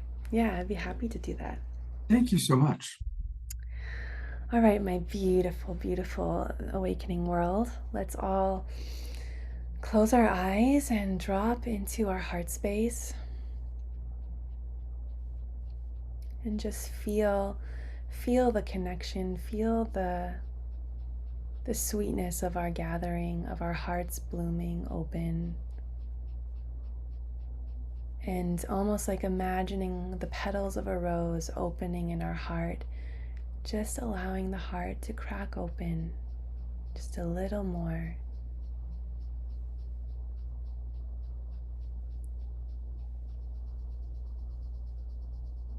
letting the heart space get tuned. We're still also in the Lion's Gate portal, so there's beautiful energies available right now. So just letting our heart soften, open, and be touched.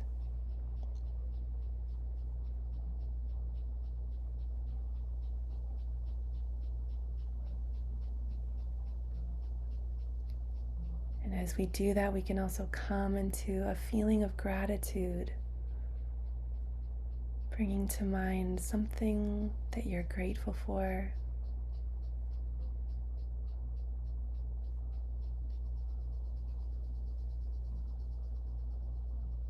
And just allowing that feeling of gratitude to wash through your heart.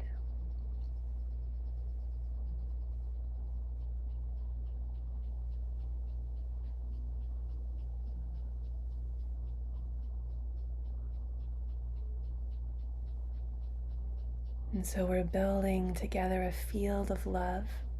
We're already in a field of love, but now we're just bringing more intention to it. And as we do this, we can invite into this field of love anyone or anything or any part of the world that needs extra love, extra support, extra care.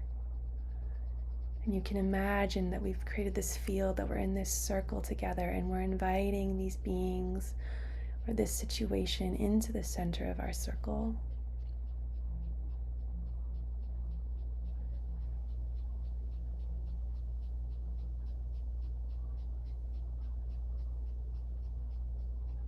And the image I have is you can actually bring your palms up and allow the heart, light from the heart, to pour down your arms into your palms.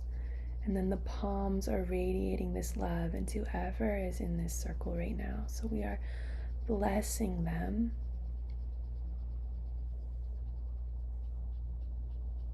And offering them love wherever they most need it.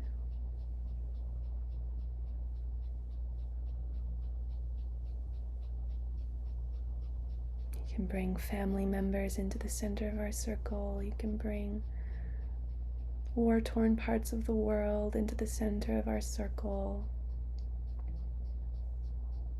And if you need it, you can also imagine yourself sitting in the center of this circle.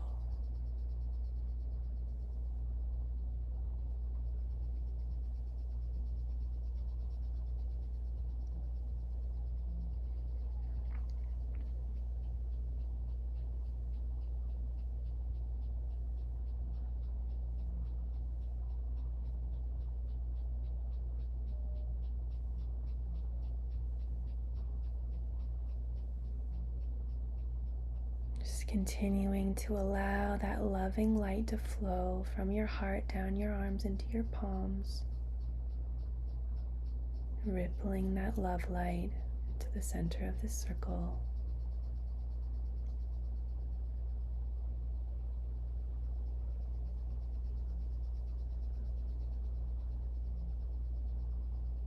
Now we can imagine the whole earth in the center of this circle, just putting our Mama Gaia,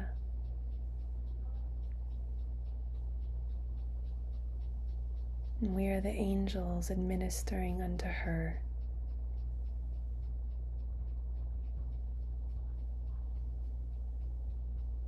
And you can, in your own mind, your own voice, offer the prayers you would send to her.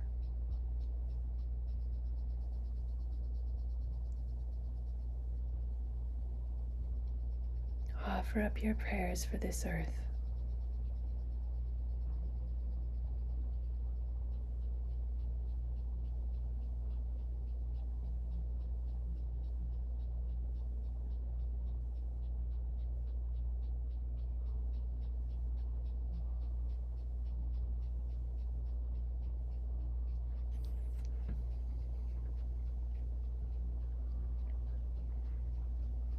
And you can just continue to rest in this love, and I'll play you a song.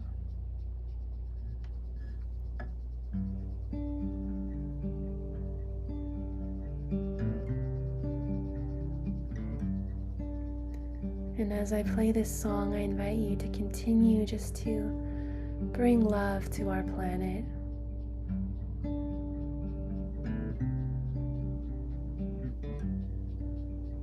To all the beautiful beings on it, human, plant, and animal, all the different forms of life. Realizing that we are floating on this beautiful blue dot in space that is so infinitely precious.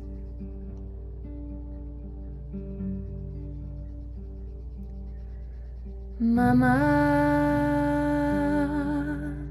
won't you take me back down? Take me back down to the ground. Mama, won't you take me back down? Back down to the ground.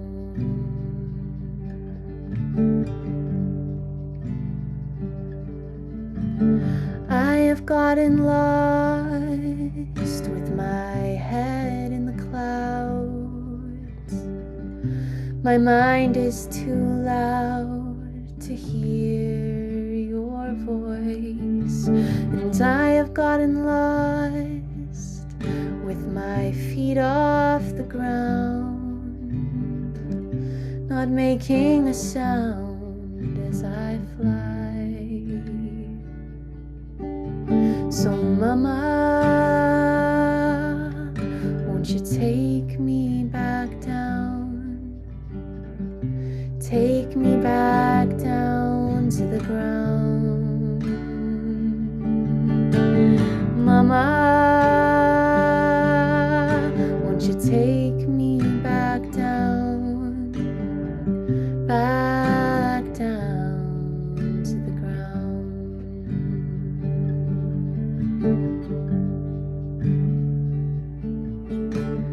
Om Namah Shivaya Shivaya, Om Namah Shivaya, Om Namah Shivaya Shivaya, Om Namah Shivaya, Om Namah Shivaya Shivaya, Om Namah Shivaya, Om Namah Shivaya Shivaya, Om Namah Shivaya, Om Namah Shivaya Shivaya, Om Namah Shivaya, Om Namah Shivaya Shivaya, Om Namah Shivaya, Om Namah Shivaya Shivaya, Om Namah Shivaya, Om Namah Shivaya Shivaya, Om Namah Shivaya. We are ready, we are ready, we are ready to walk on this earth in love. We are ready, we are ready, we are ready to walk on this earth in love.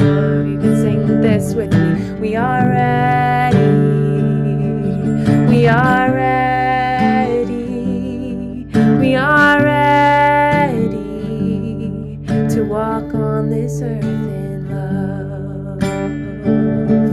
We are ready, we are ready, we are ready to walk on this earth in love, to walk on this earth in love, to walk on this earth in love, to walk on this earth in love.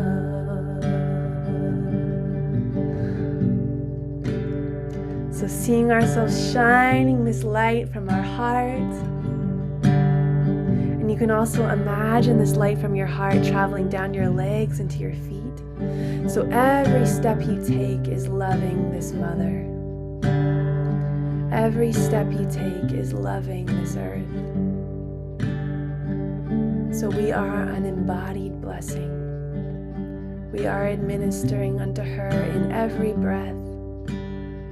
We are sending this love into the cosmos with every heartbeat, because we are ready to walk on this earth in love. Let's just sing this one more time. We are ready. We are ready.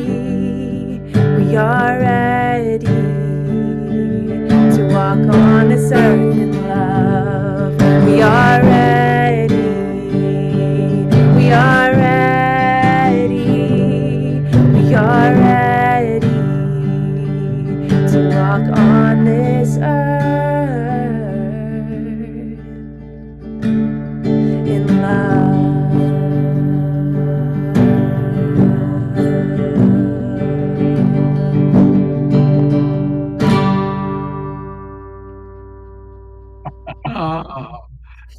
Wow, so beautiful. Oh my God. We love you, Tatiana. And thank you, That up on the Lori. spot. That song's a hit. I just made it up just now. You guys inspired me. Oh, absolutely. It was awesome. Oh, Well, I want to remind everybody that there's a lot going on her website, and it's her name, TatianaSpeed.com.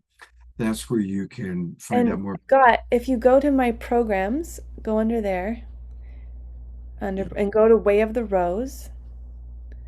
Yes, that is the new program that's coming up September 7th. Oh, I have not seen Women's this date Circle. before. This is new. Yes, it is. I'm so excited. It's actually going to be a lot about Mary Magdalene, and it's going to be just drenching ourselves in love. It's the path of embodied love. And so for any woman who feels a call to join us, it's going to be a really nourishing, nurturing, beautiful journey into Mary's story, but also into practices connected with her, and really about coming into this frequency of embodied love. And so what are the dates and the times? The dates are Sundays from 10 a.m. to 12 Pacific, and it starts September 7th. And is this for women only? This is for women only, Scott, but I promise one day I'm going to come on here with a program for everyone. Okay, I'm going to hold you to that. But for right now, that's wonderful. Sundays, 10 a.m. till 12 noon. Mm-hmm. And what a wonderful program. And it starts what day? September 7th. Okay, Sunday. so coming up. All right, let's all register, everybody. This journey is for you. Absolutely. It's a beautiful website, by the way. Thank you. Again, everybody, it's TatianaSpeed.com. Click programs, and then click the top one that's Way of the Rose. And if you click here where it says join us, that's where you can get like the different levels and ways to come in and participate. And let's all support her, and definitely make sure you subscribe to her newsletter. Yeah. Oh, Tatiana, thank you so much. Thank you for having me, and everyone. Thank you. Absolutely. It was beautiful. Just beautiful. But wait, there's so much more still tonight. It's a very full evening. And, we had this beautiful conversation about AI. And, Bud, I hope you see all the comments that came into the chat box. Definitely you stimulated our audience. And, but before there was AI, before there was computers, before there was the printing press, there was our human body. And to share with us how to use our human body as an antenna, it is our beloved Desiree. Thank you, Scott. Welcome, everybody. I'm so excited about tonight, and I'm very excited because you start out the day with a message like, how do we open the channel? And then we went into opening the channel and channeling Mary Magdalene, and then we went into the AI and removing the veil so we can actually get that clear communication with that channel. So I'm so excited about tonight because I would like to, one, tell you a little bit about how I began to channel, and then get you guys to do a little bit of channeling yourself with your body. So a little bit of a hands-on exercise tonight as well. So many of you guys know me, my name's Desiree, but the way it started for me is I began to channel energy with my full body. And I was in a crystal shop. And of course, in the crystal shop, you're going to do what every normal person does. You're going to place your hand on a crystal and you're going to say, universe, should I get this crystal? And my body went backwards. And I said, universe, should I get this crystal? And my body went backward. And I said, universe, should I get this crystal? And my body went forward. And I realized that my body was telling me yes and no at the same rate that like you would use a pendulum getting a yes and no. And that was the day that I realized that I could get so much communication just by channeling that energy through my body. And then I began to develop this language with energy so that I began to read it and understand what was happening. I just want to give you guys a little bit of a taste of that today. So I'm going to channel this a little bit, but like I said, this is also going to be a hands-on. So if you would, I would ask, go ahead and stand up. Okay, we're going to channel energy in our whole body. If you want to, you don't have to. Of course, this is a completely voluntary. But let's begin by just, we've been sitting there for 2 hours. I love it, but like, let's stretch those muscles and get a little limber. So we're moving that neck, moving that arms, kind of stretching those shoulders, wiggling those legs. Now, just like we were taught in school, we were taught to sit there, be still, don't move, be quiet. We're not going to do that today. We're going to let this energy flow, right? We're going to let our bodies move, and we're going to see where that energy takes us. So let's begin by connecting with our bodies. We're going to place both hands on our body. We're going to take a nice big breath in through our nose, out through our mouth. And we're just going to observe, what does my body feel like right now? Am I hot? Am I cold? Do I have goose pimples here or there? Is it heavy on a certain part of my body? Is it light on a certain part of my body? We're just going to observe. No judgments, just observing. And as we realize what our body is doing,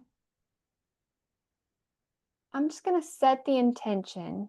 Guides, may I please feel energy within my body? May I please move energy within my body? And as that's happening, just allow your body to kind of move. Go limp. Allow it to move, whether it goes left or right, whether it goes forwards or backwards, whether your hips do a little wiggle. All of those are the correct movements. And every one of those movements are going to tell you something different. Right now, we're just getting used to letting our body flow with that energy. We're kind of reversing those limiting beliefs that said, sit still, don't move. Very good. So as you're doing this, I'm helping to assist opening up those channels, just like Scott talked about earlier. I'm also talking to our guides, our spirit team, and I'm asking, may we please connect with those energies? May we please open up our channels? May we please remember what's innately inside of us and allow that to come forth. Now, I do feel the energy getting stronger. So if you're wiggling back and forth, you may feel that wiggle just a little bit stronger, a little faster movement, maybe a wider circle. Okay. So let's tap into our body and let's just ask our guides, is there anything within our body energetically that we need to look at this time? Now, if you notice, my head itself is already nodding, so it says yes. If you allow your body to move, you may actually feel your head wanting to nod. I'm just asking, what do we need to know at this time? My guides are telling me to look at those areas in our body that seem heavy. That may be your feet, maybe your hands. But that heaviness is showing us where that dense energy is. So we're going to tune into that dense energy and we're going to ask, may we please transmute that energy at that time, or at this time. Then allow your body to move. There you go. Very good. Now you may notice that your body is going to begin to go in a kind of a counterclockwise swirl. That counterclockwise swirl is the reversal or the removal, the transmutation of energy. You may also feel that in your hand. Your hand may be swirling. Your kind of hips may be swirling. Your shoulders may be swirling. And we're just allowing that to happen. Again, being limber like a lymph noodle. I do feel a little bit that's happening in somebody's solar plexus as well, that swirling. Now, as this counterclockwise, the removal of that energy, the transmutation of the energy is happening, the other thing I'm feeling is my spine itself getting more aligned, kind of straightening up. I like to see that. That's telling me we're coming lighter. We're not holding on to that dense energy. We're lightening up. We're getting more aligned with the heavens as well. That's straightening out the spine. Very good. Now notice just with the sensations on our bodies, we can tell what's going on with it, where that dense energy is. All we did was set our intention, connect with our guides, and allow that to flow. And then pay attention.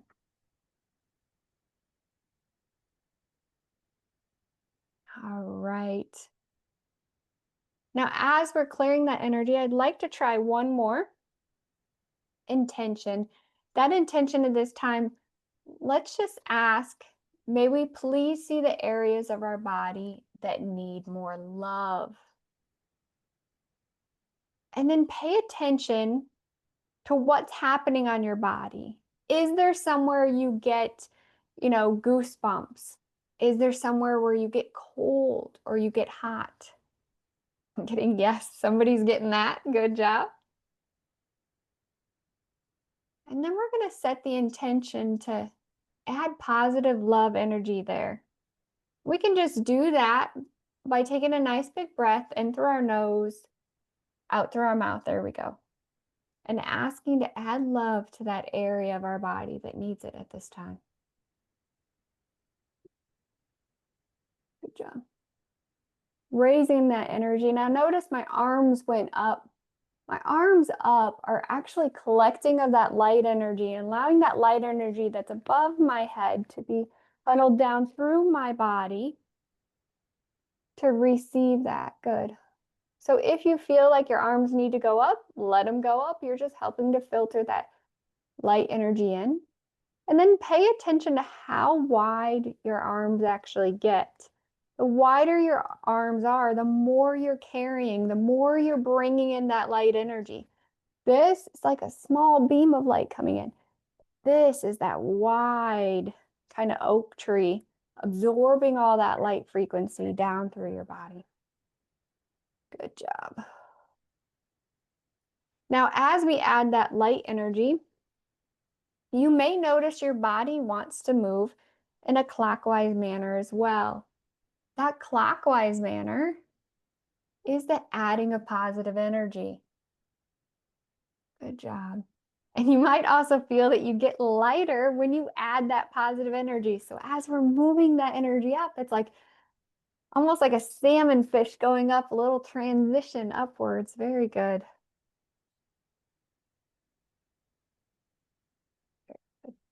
So I'm just receiving more instructions from my guides.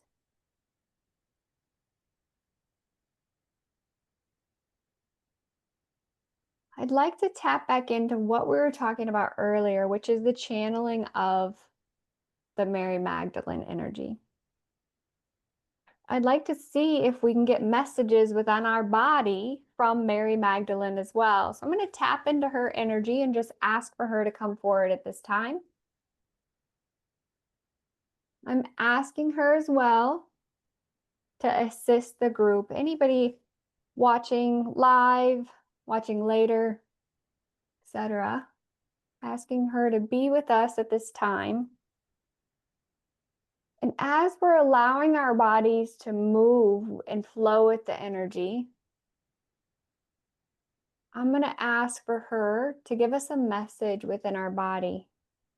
What do we need to know at this time for the collective, for the highest good of all? Can you show us what we need to know on our body? And we're allowing that energy to flow. We're raising that vibration that's going up, up, up. Good job.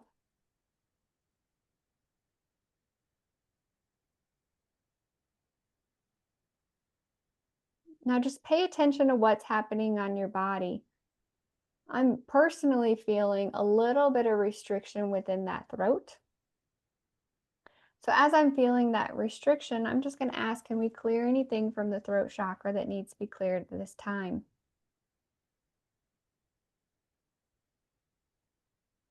And then I'm getting the message that Mary Magdalene is saying that her voice has been hidden behind for a long time. She's here to heal. And then I'm asking, may we please channel some of that healing energy at this time, getting that to flow on our bodies and our auras. Now, for me, healing energy comes in as tingling sensations on the fingers. So you may feel your fingers themselves tingly. You may also feel that tingling kind of growing on your fingers. That growing or that spreading is the growing of that healing energy as well. Also getting that more people are better able to channel the energy through their hands. So you may notice that kind of moving as well. And then I'm asking Mary Magdalene, is there something else we need to do for the collective at this time? So let's see what's happening with the energy of the collective. Again, we're going to read that with our bodies. I am feeling my feet themselves kind of being pushed into the ground. That tells me we're grounding more.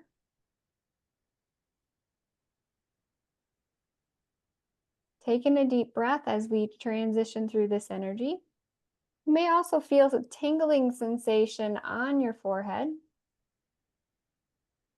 Now, if we realize that forehead right here, this is your third eye, this is your crown. So that's your higher third eye, your higher knowledge, higher intuition, higher self. Good.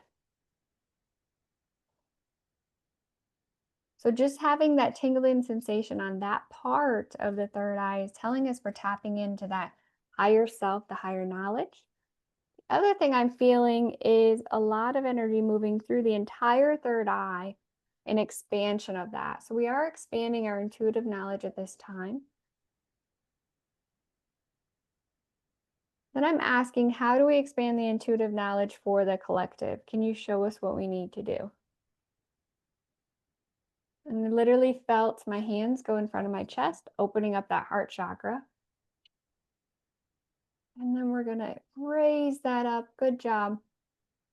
Now you may feel yourself going up on your tippy toes, swirling in a tight circle very fast. We're just raising that vibration up as high as we can possibly get it. Opening up those channels so we can allow that intuitive knowledge to flow up.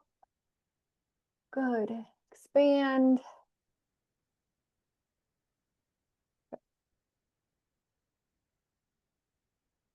Very good. Also feeling angel wings on the back of my back. That tells me we're expanding that angelic knowledge as well.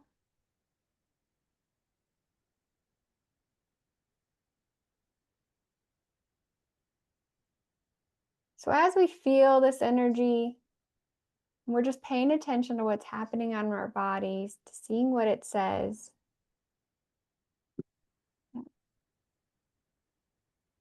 There we go. So I'm just going to ask my guides what else we need to do at this time.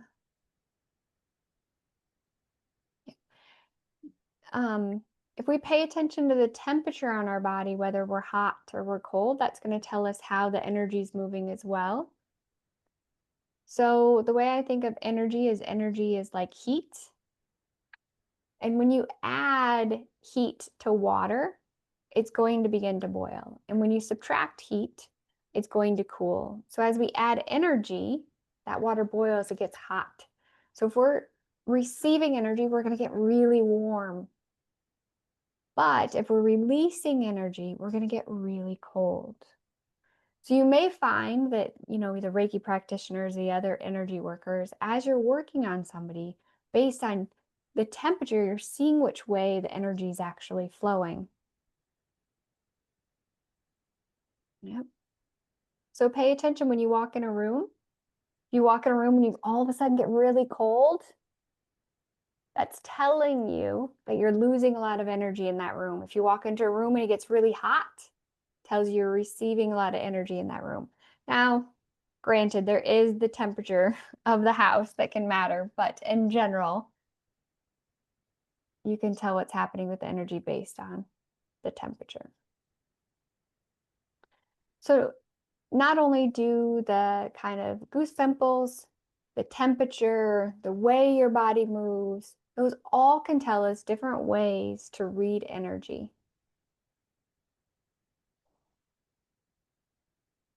Good job. I'm seeing what else.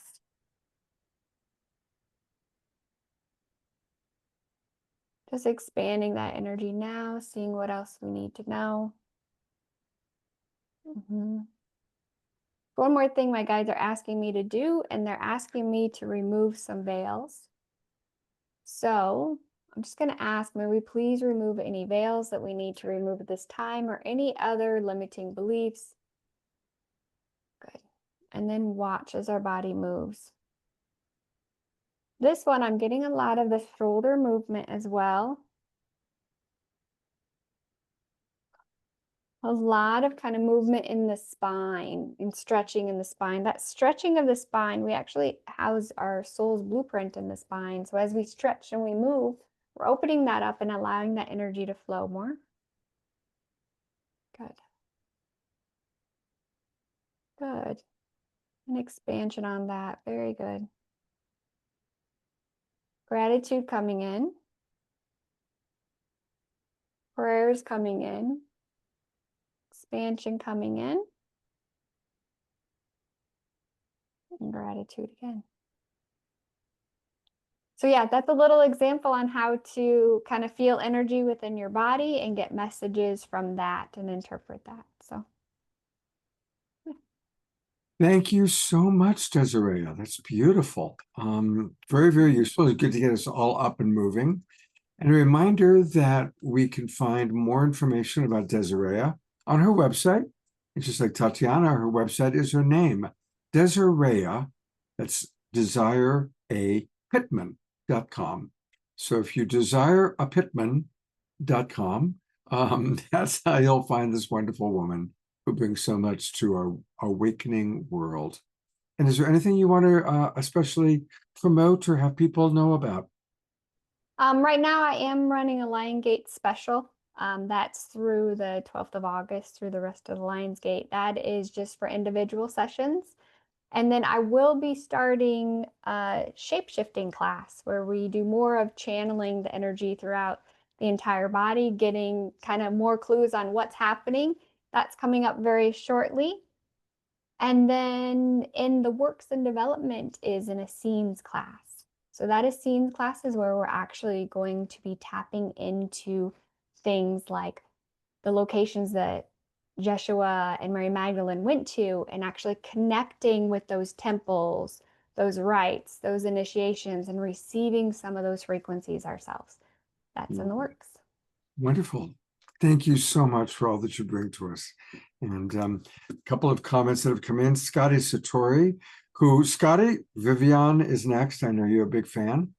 He writes, Desiree, this is amazing. I am implementing this every day. Thank you. Ayala writes, thank you, dear Desiree. That felt wonderful. Grace Denise writes, that was wonderfully healing. Thank you. Thank you, thank you, thank you. All right, well, we are going to now get ready. You're going to be able to say that you have met an extraterrestrial, because truly Viviane Chauvet is truly from the, she's going to describe it in my interview with her. She's from Arcturus. She's an ambassador, and get ready for a really fascinating interview. I've said this before, but I'll say it again. I've been around the block. I've interviewed a lot of people. I mean, hundreds of people that claim to be a walk-in or a hybrid, and many of them, I believe them. But of all the people I've met, this is the person I believe the most. I believe she's at the highest level of vibration and the highest level of really truly being embodied with full consciousness of her Arcturian self. She's really quite fascinating. So this is a long interview. It's about 45 minutes, but stick around. The whole interview is fascinating. And we have one more Omashar song. So I will see you on the other side. Here we go. The pleasure to know. We are with Viviane Chauvet, who is our Arcturian ambassador.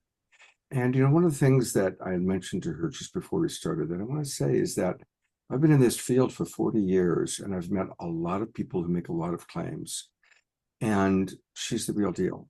And so the opportunity for us to talk with somebody who is an Arcturian, who has so much memory and so much ability to share with us about other worlds and a Arcturian view of our planet and of this time is a blessing. And we're going to talk about a lot of things, but one of the things, and I'm so glad we're doing this, because I want everyone right off the bat to know she has the very first, I'm sure the first of many, documentaries that have been made about her. And it's going to have its premiere this Monday at 11 o'clock Pacific time, 2 o'clock Eastern, 7 o'clock for any of our friends in the UK. And it's free to register. Our good friend Neil from Portal to Ascension. Yeah, thank you. Boy, I had a little block there for a moment. Neil Gar from Portal to Ascension is hosting it. I'm certainly going to be there, and I encourage everyone to be there. So if you go to Portal to Ascension, you'll see it right on the home page. And I'm also, of course, going to put this link in the chat box for all of our Zoom roomers. But for all the people that are watching that don't know you yet, and, you know, Viviane, the majority of people watching are watching on the 150 Facebook groups and pages and YouTube channels we go out to. So let's just address people who don't know you and your story first. Please tell us a little bit about you and your background.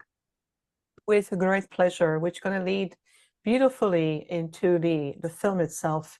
So I represent a very ancient and spiritually enlightened star nation or intergalactic group consciousness known as the Arcturians.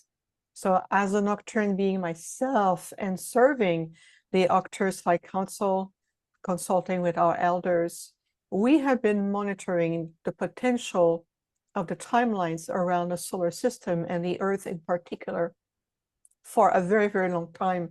And so when the consciousness of the planet sent out a request for direct assistance because Gaia or the Earth was moving into the higher potential of what we call the higher organic timeline of the reascension, which means a return, a reascending into an original celestial state. So we have consulted, and I volunteered to take on this mission, so to speak, and return to the solar system and Gaia herself. At the same time, I wanted to retain the highest level and pure level of connections to my Arcturian self and our delegations. So I decided to bring in my full consciousness of who I am as an Arcturian being but not just through the birth canal and be born through, you know, human beings and how we usually starseed and ancient soul return to the planet. I ask and make a request to the council to engineer a hybrid form that will allow me to embody enough of the earth species, the earth humans, as well as being able to have a most majority of my Arcturian genetic self in a holographic template that my consciousness can embody and allow me to be on the planet, as opposed to remain an Arcturian being and just connect with people, to channelers, teachers, people who are on their light conscious, you know, path, communicating with all soul star seeds. I could have done this.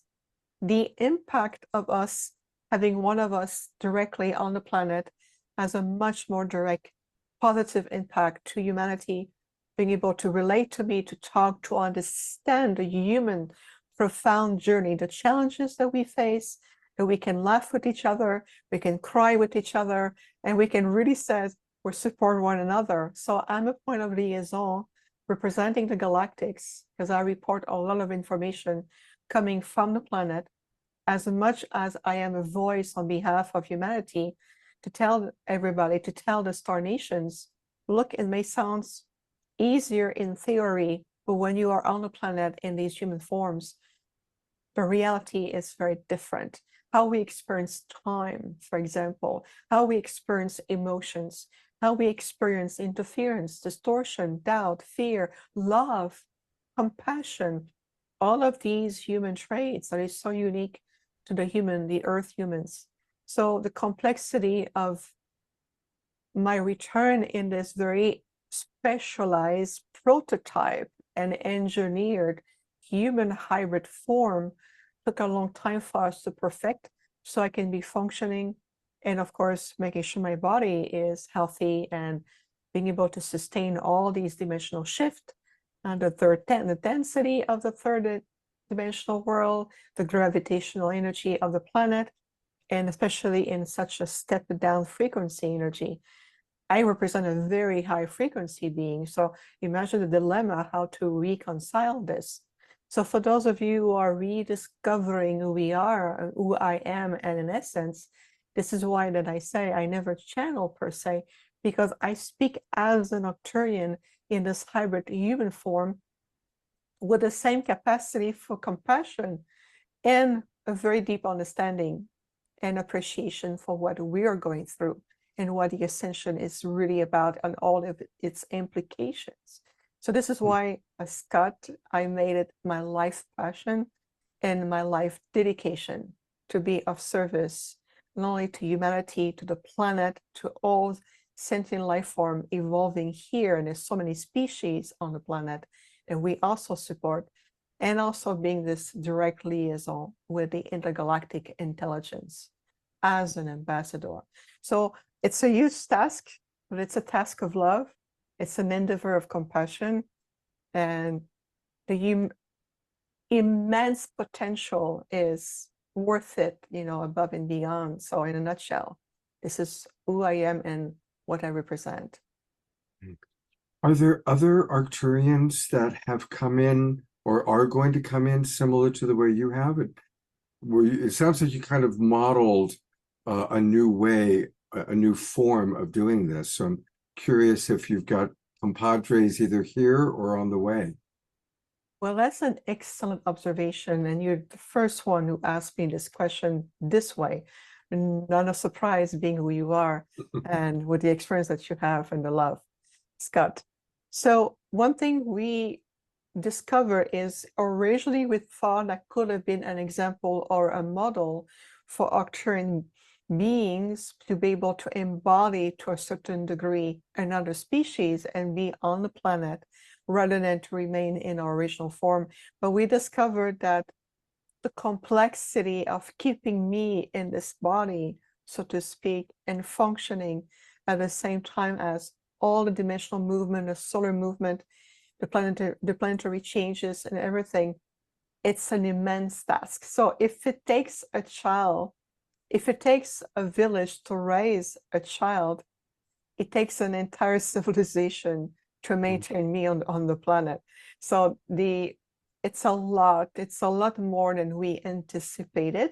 So without being said, the Octurian beings, those of us who wants to serve on the planet, will most likely come back more as starseed, like the Pleiadian, Assyrian.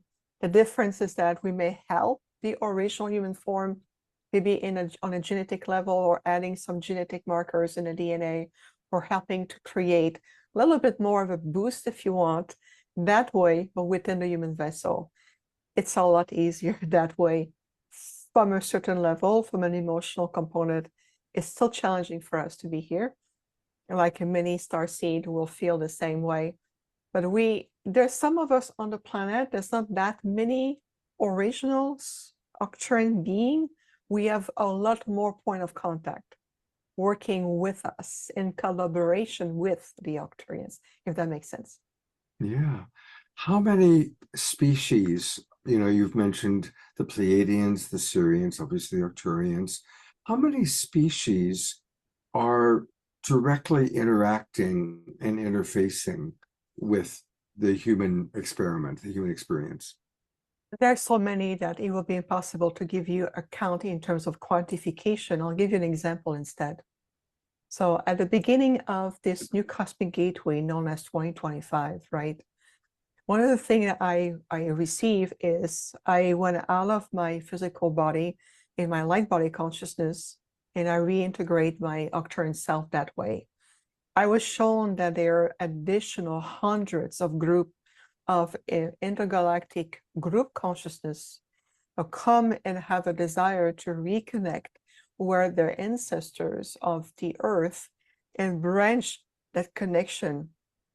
Because you have to think, Scott, it's not just what is your galactic origins and who are you and what is your star family and who are you to them is also who we are to you. So it's a two-way street. It's what we represent to you and what you represent through us. So human beings of this solar system, that little tiny branch in the Milky Way, you're part of a very vast, conscious and intelligent, let's say, galactic community that branches in so many ways that it's beyond, for now, your field of remembrance. But there's hundreds of groups, and some of them are in the same alignment in terms of spiritual growth, evolution, support, guidance, helping to heal some aspect of your DNA, the markers that you have, to bring in conscious and frequency alignment, creating a new resonance field, creating more harmonic field, and so forth and so forth. Others are curious. They want to understand more, so they are more observer. They're non-polarized. That means no good, no bad. There's no polarity. They're just observer. Others are guardian, to make sure there's no interference in how the human race is evolving, because no one can interfere in your evolution. We can simply support and guide along the way. And there are other groups, well, they see an opportunity to take advantage of the confusion or emotional instability, dissonance on the mental cognitive level, or uncertainty of the fear of the future. And they want maybe to influence to their own self-serving because they come from a polarized perspective. Mm-hmm. So it really depends, and the branches of that cosmic tree, they are immense and they're very multitude, they're very complex. What is important to remember is that the star brothers and sisters, those who are spiritually enlightened, oriented, are really here to make sure that the Earth, the planet, and the solar system, along with all life, have a really beautiful chance to reascend. And this is exactly why I am here on the planet. I am here for the higher organic timeline of reascension.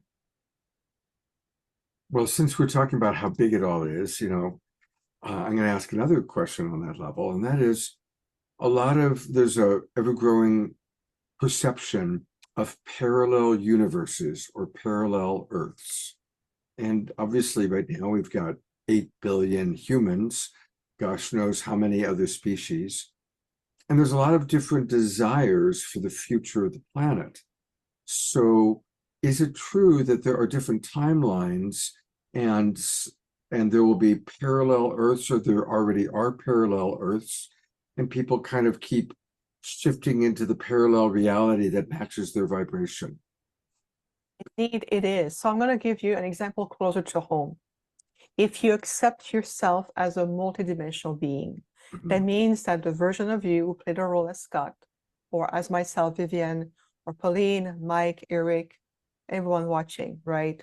That part of you that you identify as what we call your 3D personality, right? You have a story, you were born, you're on your path, you're eager to open, you want to be of service.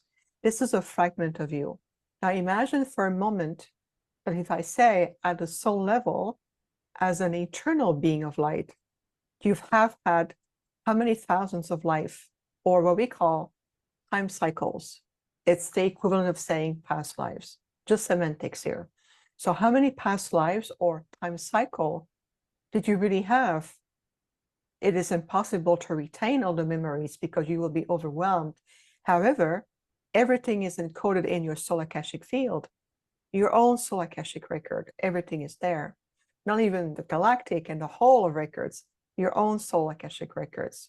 So if you pause that for a moment, and many people have memories about ancient Egypt, the school of mystery, being a high priest, a high priestess, a healer in different times, whether it's the Celtic time or Ireland or, you know, New France, or even in a time of the Romans, you know, Roman or Greek, and I mean, name the timelines, Atlantis, Lemuria. Is it possible that those memories or inclinations are a representation, a fragment of multitude of you that is still coexisting with the you today here, Scott, Vivian, Natalie, Martin, Eric, but all of these aspects of you coexist within the proper timeline or life cycle you had. So when you have a desire to remembering how to be a healer with crystals, for example, or how to read the Akashic record, or heal with the chakra system, or decode the language of the crystals, a part of you may tap into the Atlantean timeline or the Lemurian timeline, where you are a master healers with crystals, the master crystals, and you bring that aspect of you, that fragment of you from that corresponding timeline back in your memory field in your now. And now you said, now I understand, I feel like I know what I'm doing without logically explaining how I know what I do. So if you accept that, it is the same premise about the earth. So there's different timelines coexisting all at once. The timeline of catastrophe where the earth got destroyed, another timeline where everybody goes underground and it's World War III and it's the end of the world. There's a middle timeline, that's the one you're in right now. This is the rising of consciousness, but there's a lot of ups and downs on stability. Structures start to fall. We don't know where we're going just yet. We're opening to universal galactic consciousness. We start to feel more of having a different dialogue. We're having people on the show like myself, and we say, hey, we love her. Well, we love you too. And so we're at that point. Feel like there's an inclination, a seduction for technology and AI, but we don't understand the implication of it. And there's a higher timeline calling the release of our 3D personality self and moving into a more soul identity. And that's what we call the higher fifth dimensional timeline. We call this the organic timeline. Why organic? Because it's a natural evolution.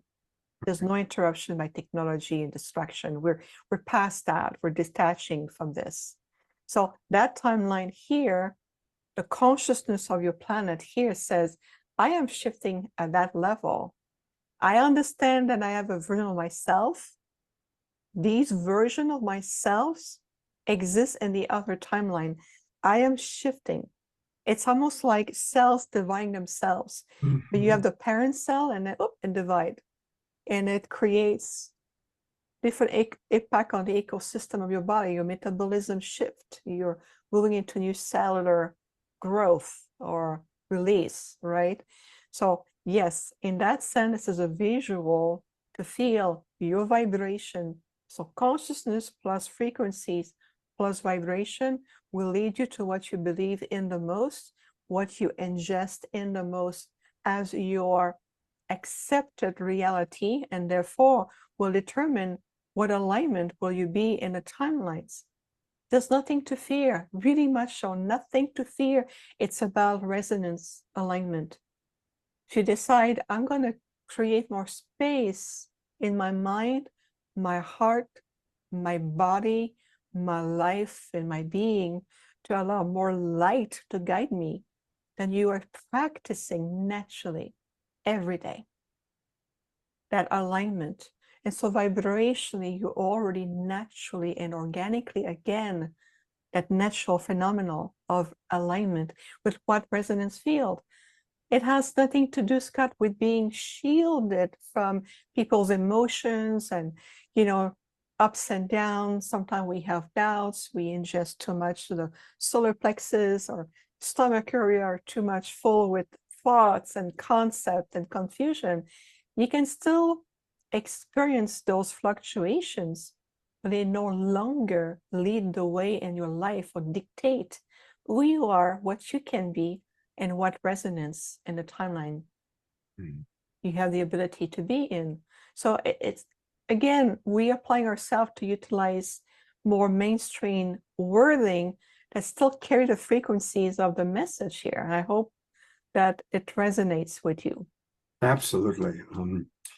I'm loving hearing this, and I've been blessed personally to know that I'm a multidimensional being. I've had many experiences of the multidimensional self. I have experienced an alternate reality that where I took a different choice, and you know, so I've kind of experienced that without drugs, by the way, not even with drugs. But what I'm curious, what you're helping me to understand is, because of course we see so much suffering in the world, and we see in the external world, certainly on the news, where the wobble is not going in the direction that the people that are attracted to you and that watch my show are going. You know, we're going clearly into raising our frequency, leaving behind polarized thinking, leaving behind us versus them, and embracing what my friend Jude Curvin calls the unitive narrative. You know, the oneness direction of humanity. But then I wonder, well, what about all the other people that are maybe making a different choice? They still want to experience war. They still want to experience us versus them.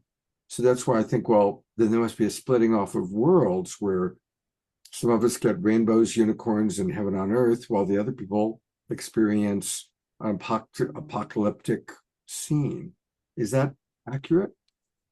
In a way, it is, but here's the good news, and I want to call it the good news. Ultimately, in the eyes of the prime creator, the one holographic universe divided into plane of existence, dimensions, and all kinds of experiences, in the eyes of the prime creator, that's what the ultra celestial being have shown me multiple times. It's all about soul evolution. So there are soul groups that we still have family members, good friends, people we love, people we have compassion for, people that we may not intimately know, but we still feel as the family of humanity. Within that whole big family of humanity, there are soul groups who already knew by soul design, by directions, guidance, that they are meant to learn and evolve a little further in the third density.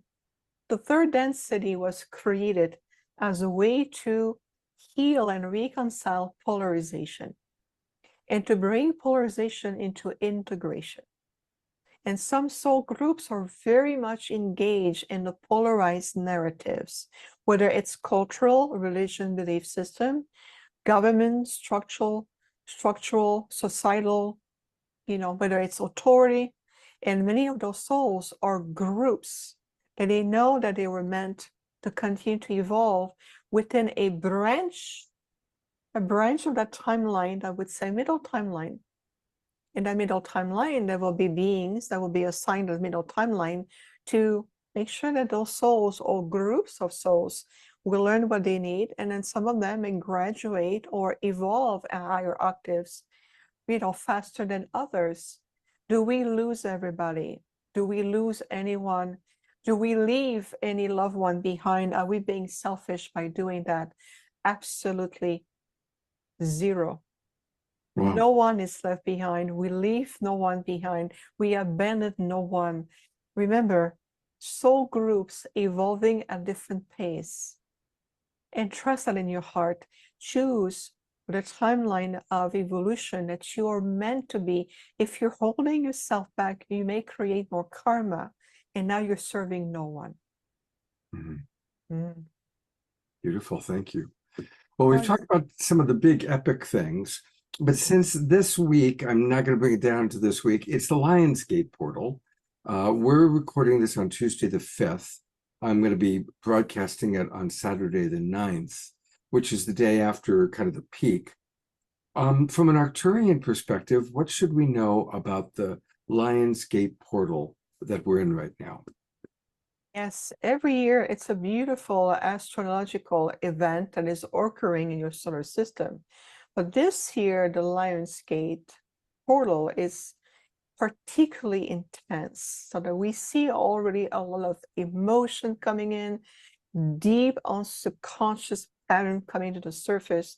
If you look at the conjunction, we know that the sun in Leo with the earth, there's an alignment, and there's also a trinity, a intergalactic trinity with Lyra, the star of Sirius, and the constellation of Orion. It's a very powerful conjunction or triangulation, because Lyra will invite the integration. Orion is understanding what polarization is, in the karmic implication, whether it's on a galactic soul level, non-resolved issues, whether it's soul ancestral genetic lineages, whether it's your own soul cycle, it's even on as a species on the planet, and of course in the solar system. So Orion is teaching on all these lessons around polarizations, opposition, learning the lessons, releasing completion. Lara bring the integration of it. And with the blue star of Sirius, we call this the star of hope, because Sirius bring that healing energies and bring that point of achievement, that point of coronation, where we can finally free ourselves from all these illusion of being entrapped in linear time, structures, feeling powerless, isolation, feeling less than, lack of self-love, confidence. There's an influx of energy re-entering the planet through that galactic portal or that celestial portal. And it's going to be particularly fierce this year. There's a peak of energy that is also combined with a rare planetary alignment. I think it's Jupiter, Venus, and as many planets are also coming in complete alignment with each other. So you can tell there's a consciousness that is realigning with Gaia, with all of us as an invitation. So everyone has a choice to see how do they want to enter the portal, how do they want to experience these influx of energies and conscious alignment.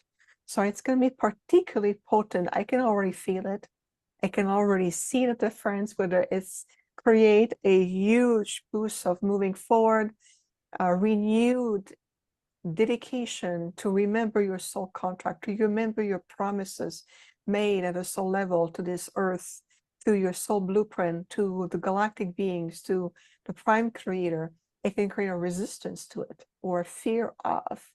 And there's a lot of souls, Scott, I noticed, that are healing and releasing the fear of being seen, the fear around how will I be received from a public eye if I step forward in my power, my light, my gifts, my abilities, whether it's light language, communicating with star beings, being able to do some healing work. There's a lot of that energy that's being released out of the field. And there's so many souls who remember the persecution cycle they went on, right? And experience that there's an opportunity to push through and heal and reconcile these cycle of punishment and trauma at a deeper level. So there's a really movement forward going on with especially the Lion's Gate portal, and it's going to continue to create ripple effect well beyond the portal itself, if that makes sense. Wow. So for those of us who are watching this on Saturday and Sunday, any particular practices that you suggest for us to do, forms of meditation or visualizing or imagine releasing fear of persecution, other things that you would suggest that we do? Absolutely. I like to bring us a practical, conscious way to do it. There's no need to go into a very exhaustive practice and we forget word for word what was said or done. But what I would recommend is utilizing what I call the anchoring or the grounding of your universal tree of life. So feel for a moment that you're connecting to your root systems. So it opened the roots, the chakra of your root, and the earth star chakra that is well below the root chakra. And that is the first point of the universal chakra system. So utilizing your root systems, expanding the ley lines of your body. Imagine the roots of your tree going deep into the grids of the earth. You're reconnecting to the planet. You remember your dedication, your being of service. What was the calling to bring you back? The soul calling that brought you back to this beautiful blue pearl, as we call her, Mother Gaia, Tara, Mother Terra. There's so many names. Feel her consciousness. Anchor your roots with the earth ley lines. That's the foundation. I am strongly rooted in my soul mission, in my presence, my love for the planet, and I've received the love of Gaia that nourishes my root system. Then expand the energy to what's called the middle point of your universal tree of life, to your solar plexus. Your solar plexus is where is the home of your crystalline core. This is your core of empowerment, sovereignty, willpower, expanding your energy, and also connecting to universal chi. You can breathe, releasing the excess of fear, everything that you may be ingesting through the solar plexus and your crystalline core. And as you're opening the breath right at that level, you're opening the breath of life of your tree of life, and you're expanding now to the upper chakra, which is your branches. And I am remembering that I am an eternal essence of light. I am an eternal being of light. I am part of all there is. All there is a part of me. To feel that through the power of your light, you are powerful, untouchable. You're magnificent. You can feel the alignment of all of your tree of life as you are grounded in the love of Gaia and for Gaia, the connections of the remembrance of your sovereignty as a human being, as a divine being, as a galactic being, all the above. It's all of the above. And to feel, then I no longer have any fear to express who I am. I'm allowing the presence of all that I am be expressed. And then you expand your branches and you remember how much you are multidimensional. That's a beautiful meditation in itself. And all right, I could talk to you all night. I do have one last question I've got to ask, and then we're going to take a look at learning about your university, and again, taking a look at what you're doing on Monday. Yes. You mentioned the blue star of Sirius. We hear a lot about the Pleiades, and every now and then I'll hear about the blue star of Sirius. I'd love to tell us a little bit more about the blue star of Sirius and what beings come from there.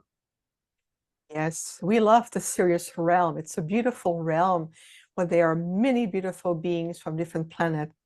And they have been in connection, they as the being coming from the realm of Sirius as a star, shining upon the Earth and the solar system, it radiates a beautiful lighter blue frequency that we know as the blue star. And so for the planet, for Gaia, it reminds Gaia of her empowerment, her support that she has from other celestial beings like planets, or other beings that come from other systems like the realm of Sirius. So Sirius, in the history of the Earth human, they have played a big role. Many of them are descended directly from the Lyra system. And so it's a big family dynamic playing out, if you want to call it this way. And within the realm of Sirius, or known as the Sirians, there's a lot of starseed that come from that realm directly in incarnation right now on the planet. When you're Sirians, you know it usually at the core of your being. They're very dedicated. They're wonderful physical healers, and they also usually have a brilliant mind, but they lack the confidence because of their history. Some of them feel they're carrying the burden of the world on their shoulders. They feel responsible for the pain, the suffering, and they want to do more. This is just some general traits here. But within the Sirius realm, the different planets, those who are more like feline-looking beings, others are more like canine-looking beings. There's also those who come from the aquatic world, more the water-based planets. And so if you look at the time of Lemuria in Atlantis, many of these water-based Sirians were interacting with the Lemurians and the Atlanteans. And I know I remember them. Sometimes they're known as the label as mer people, and they're magnificent beings who also come from different planet within the star system of Sirius. They have also dimensional counterpart, and it's a very rich, very evolved, very rich in galactic history, the Sirians are. And we, the Octrans, collaborates with many Sirians, and I do attract Sirians a lot on the planet, the star seeds. They have a tendency to be drawn to me. So beautiful. Yeah. Well, for many, many years, my nickname was Blue Star. So I have a little personal thing there. So thank you. All right. There is so much for us to learn from Vivian. And so I want to take you to a couple of very important places. We're going to start with your website. You know, I promote websites all the time for my show, and yours is one of the most beautiful names of a website. Infinite Healing from the Stars.com. Infinite Healing from the Stars.com. That's the main website here where you can learn all about Vivian, see what she's doing. And tonight I want us to really focus a little bit on your Arcturian University. So just scroll down a little bit and click University website and tell us about the Arcturian University and the opportunity for us to choose Reascension. Yes, choosing Reascension is the path of remembrance. So as part of my, call it my life mission on the planet, as an ambassador, I have been called to step more into the world cosmic teacher role. And so for over 15 years, I've done a lot of healing work as a galactic healer, holographic healers. And now I've been shifted into the more the world cosmic teacher. So the Arcturian, my delegations and our Council of Light says it is time now to bring that sanctuary on the planet. And we are the official ones really that exist. We are the one and only in that sense of the Octane University. Think of it this way. It's a beautiful sanctuary for people, like-minded people who are dedicated and really committed to reach naturally that soul development, to be able to understand what reascension it means for them in a community atmosphere, in a supportive atmosphere, with a lot of ancient universal teachings. We have a library of replay that almost like a library of Akashic records, where you can go back, meditate, reflect, apply, use the technique, the affirmations, the learning, and each master course within the replay library, becomes an activation of its own. There's a lot of frequency exchange, and the Octrans are with me. The way we talk, it's the global consciousness of who we are, the memory of the experiences, combined in a very beautiful, compassionate human touch, because I do understand that compassion aspect here on the planet. So it's a beautiful sanctuary where we gather together with the members. We have membership. We have annual retreat. We just came back from Europe, Germany, and Switzerland. We're going to have our next one in Sedona, but it's for members only. The live stream of those amazing retreat are available to everyone to purchase directly from the Octurian page that is open to everyone. But we come together, and when we gather in person, whether it's in England, in Europe, in Sedona, in the vortexes, we're shifting, we're terraforming the consciousness on the planet. And it's done with friendship, with exchange, with dedication. And so I was requested to bring forth this sanctuary. And this is why I founded the Oct-Dec University, with, of course, the organic timeline of reascending together as a focal point, as our core philosophy. Well, and it sounds like people then kind of can study at their own pace. It's a non-linear. Right. So what we do is that we have a calendar of events every month. This is what we do. And there's also interactive opportunities on Zoom with other members, like the New Earth Initiative. This is open to all the members of the community, all the membership. And so there's the master courses. There's the Octurian holographic group healing with the Octurians healing chambers. This is our own holographic technology for healing. And healing become a point of expansion. It's a return to reclaim our perfection, our sovereignty, to bring also our body template and higher resonance, and declaring that we no longer live in fear and separation. So the technology of the Octurians is very much magnificent with the healing chambers. So there's many different opportunity to learn directly on the live version, or to go back to this Akashic library of master courses that retain the same frequency, the same radiance, and they are timeless. It's non-linear. They can explore, and then whatever you are to continuing, we're in the flow with each other. And so it's an experience. People we invite to come and experience it for yourself. But we ask for dedication, commitment, consciousness. There's also, to enter the space with that mindset and that open heart, because you will discover that the members have very much more this dedication to the heart. And we also have a unique brand app. We have our own app on Android and Apple, so you can download the app. It's for free. Anyone can download the app. Even if you're a non-members, you can also explore the free content. There's a free section, there's a membership. And so there's been the opportunity to, join us and download the app, Oct-Dec University. It's already available right now. Wow. Yeah. It's, as you're speaking, I'm just so grateful. What an amazing time on this planet for someone like yourself to come and be available to teach. I mean, I could stay up all night long because there's so many questions I have. But the way to do it is to join the Octurian University. Absolutely. Well, the final is your movie. And I think what I'm going to do is I'm going to play the trailer right now and then ask you a couple of questions about it, okay? With pleasure. Here we go. So this is the 3-minute trailer for her movie, which we can all watch on Monday.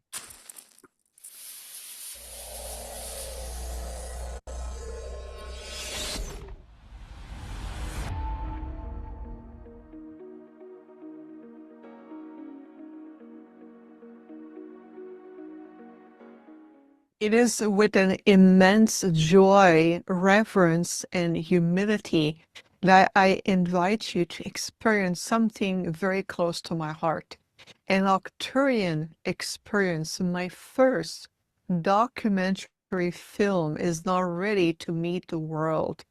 And this cinematic journey is my gift to humanity, created in a direct collaboration with the Octurian Light Council, the Earth Consciousness, the crystalline grids, and the sacred vortexes of Sedona, Arizona.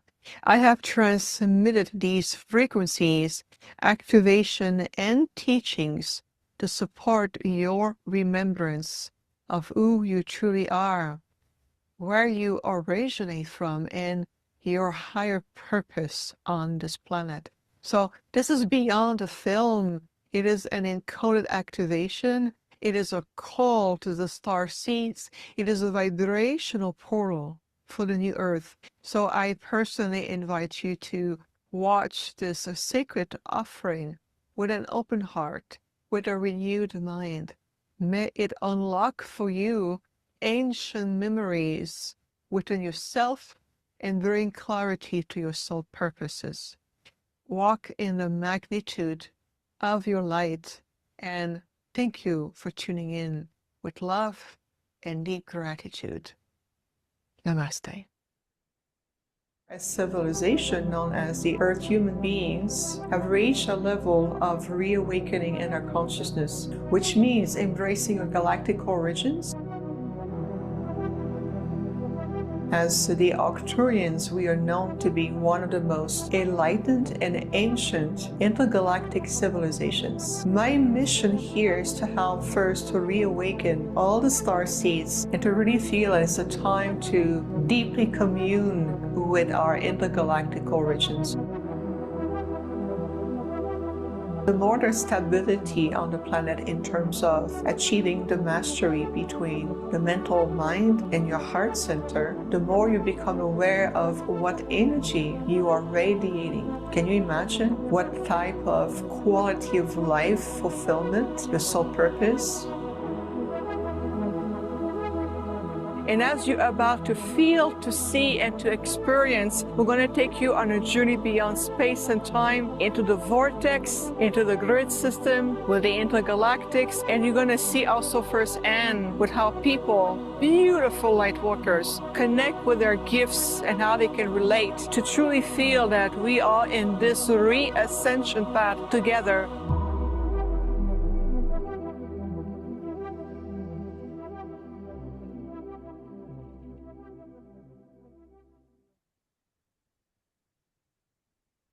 Wow. Well, I'm definitely going to be there Monday, 11 o'clock Pacific time for the world premiere of this movie.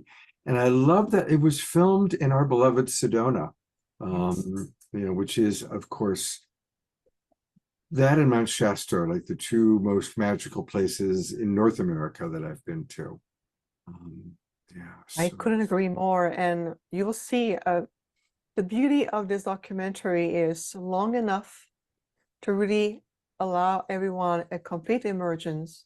And there's people interactions. You also receive an activation. They're about between 5 and 7 minutes during the documentary, listening to people on their journey like you, and everybody is so relatable. We also film in a sanctuary that is dedicated to many philosophies of the world. So we are bringing a universal approach. We're no longer saying, well, this is my corner, this is your corner, and because you read this book, you cannot be with my corner. We're redefining all of this. And I won't say right now, but there's a particular moment in the documentary that when I first saw it, I just, tears of joy was just coming down even for me. And once everybody see the documentary, we can talk about it.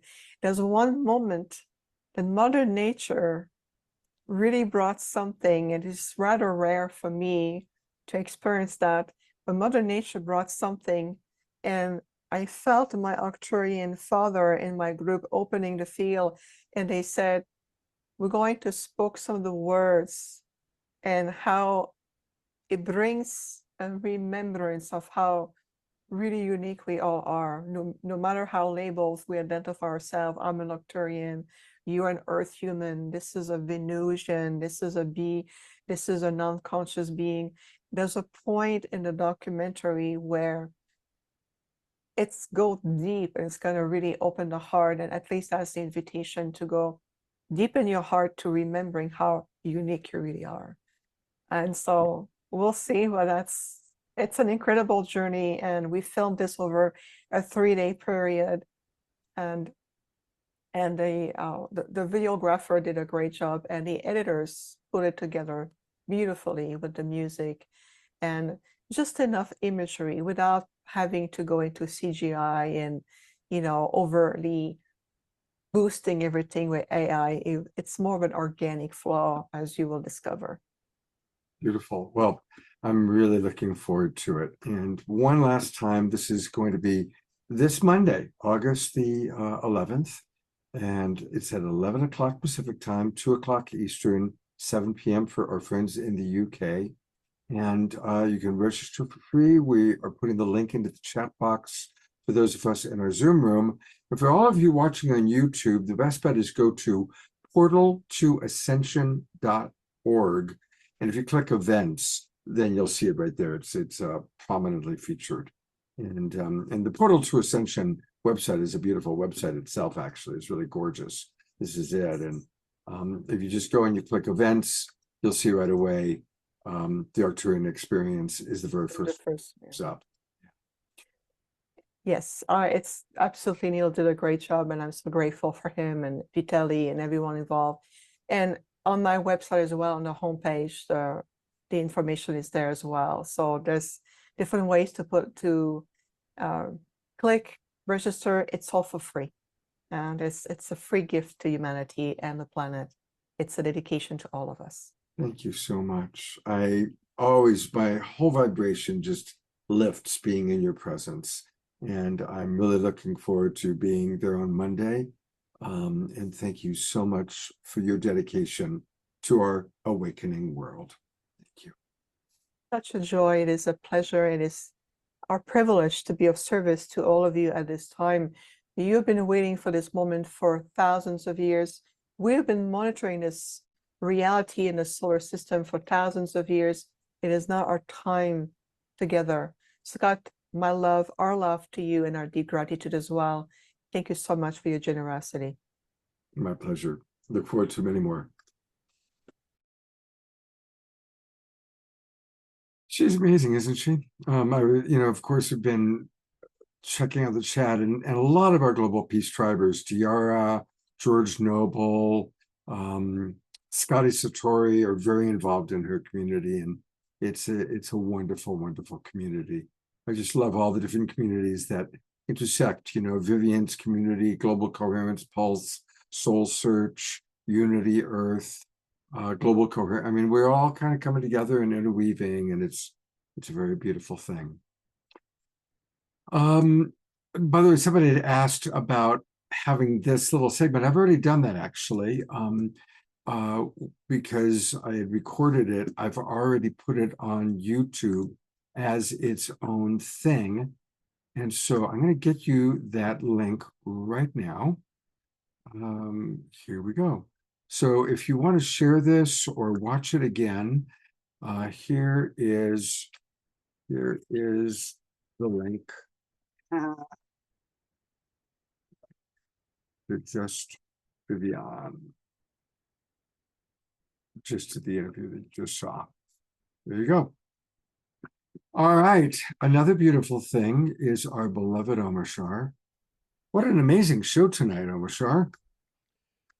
Unbelievable, or should I say totally believable. Holy smoke. And I get to appreciate Vivian more and more each time I see her and feel her, because I've been a great skeptic of people who purport this and that, and I just feel the truth coming through her, and I so appreciate that. Thank you, Scott. Thank you, Vivian.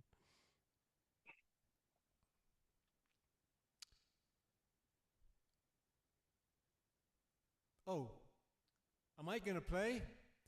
Oh yeah, that was the idea. Oh, okay. That was the idea. What a concept.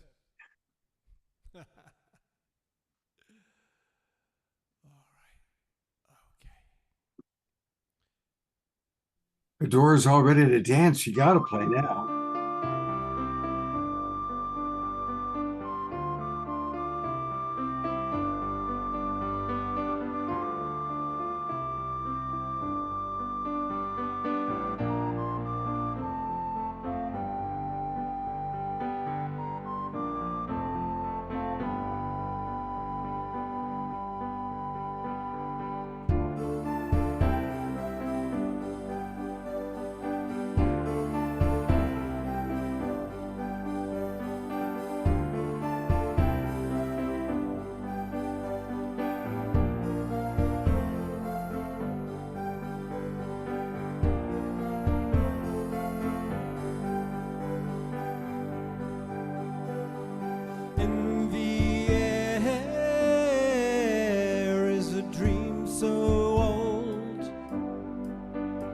yet is born of our longing for a kingdom pure as gold, a kingdom pure as gold.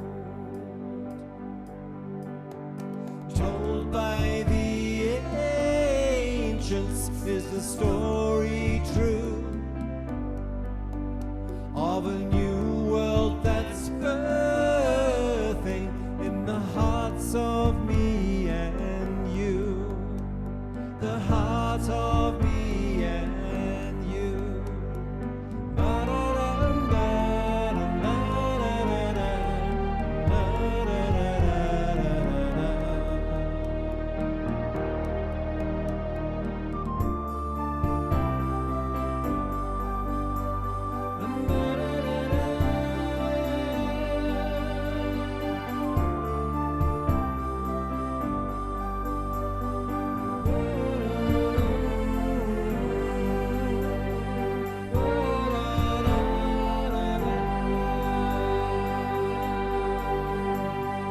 Echoes of Eden and the Holy Grail, sent from the heavens, a message through the veil, a message through the veil. And so come all ye who are cold and lost to a new way of being and a kingdom pure as gold, a kingdom pure as gold.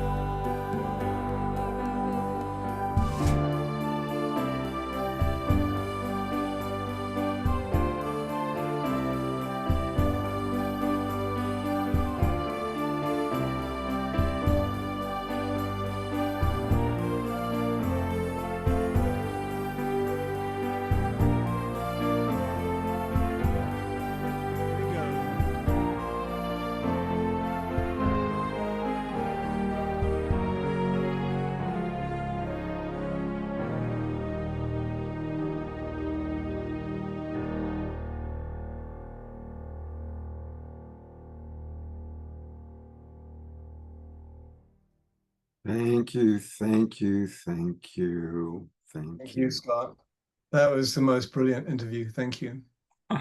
You know, I'm going to go to just solo, just to you for a moment. That was the very first Oshar song I ever listened to. When you sent me, I think, an email and saying, "Hey, check out my work," and I went to your website, that was the very first song that I played. So it was my introduction to Oshar. Yeah, it was interesting that it came out tonight as a play me, and it just kind of encompasses everything of the show tonight, right from Bud and Desiree and Tatiana and Laurie, and finally to cap it off, Vivian. Holy smoke, what a feast! Yeah. And again, the point being, look at all these different sources of information. And it's almost like, hey, it is all God, or what does Vivian call it? She had a really wonderful way of calling it, like the grand creator, which she had something more eloquent than that. Anyway, it is all. It's exactly that. And interestingly, Bird is the one who knocked the ice off the top of my trepidation, as I said before, for AI, because he put it in such an easy, bite-sizable, digestible way that, yes. So, yeah. Yeah, it was beautiful. Yeah. Let's see. I think I'm supposed to tell people what's coming up next week. I think you are. And I've got to look at my notes just to remember. because yeah, it's one of those. Let's see. We do have 2 wonderful shows planned. I know that. And next week is definitely happening. next week is there. It is happening. Okay. On Wednesday night, we are going. Well, a reminder that DR's interfaith group is on starts tomorrow. Monday morning, please meet us. It's going to be very special. And then on Wednesday, our show is all about multidimensional reality. Some of you might remember Danae, who was on with us through Soul Search. And she's going to be with us. And I've got a couple of other people you haven't met yet who are going to be joining us on Wednesday, the 13th, as we talk about what does it really mean to be part of multidimensional reality. And then on Saturday night, it is going to be another making contact with Alan Steinfeld. There's some really, really big news of what's happened. Really significant news with government disclosure. We're going to have Stephen Bassett back on, who is probably as knowledgeable. He and Danny are the 2 most knowledgeable people. I'm hoping to get Danny on the show, but Stephen Bassett is confirmed. We're also going to have JJ and Desiree Hertox are going to be with us next Saturday night. And we're also going to hear from some of our friends. You know, there's this big thing happening with Unity Earth right now in Ferguson, Missouri. Kristen Hoffman, Marty Casey. Recall we did a show on it. We're going to have a couple of them come in and tell us a little bit about what took place at this big gathering of the fields of healing in the Midwest. So it's going to be a wonderful show next Saturday night.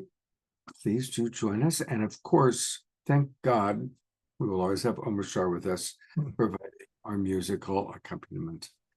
Thank you for all your comments in the chat box.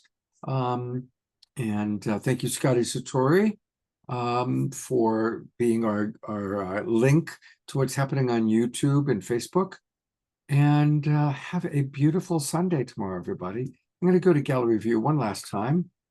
And may we all continue to just share all these different sources of wisdom and information. And I hope to see you all next week.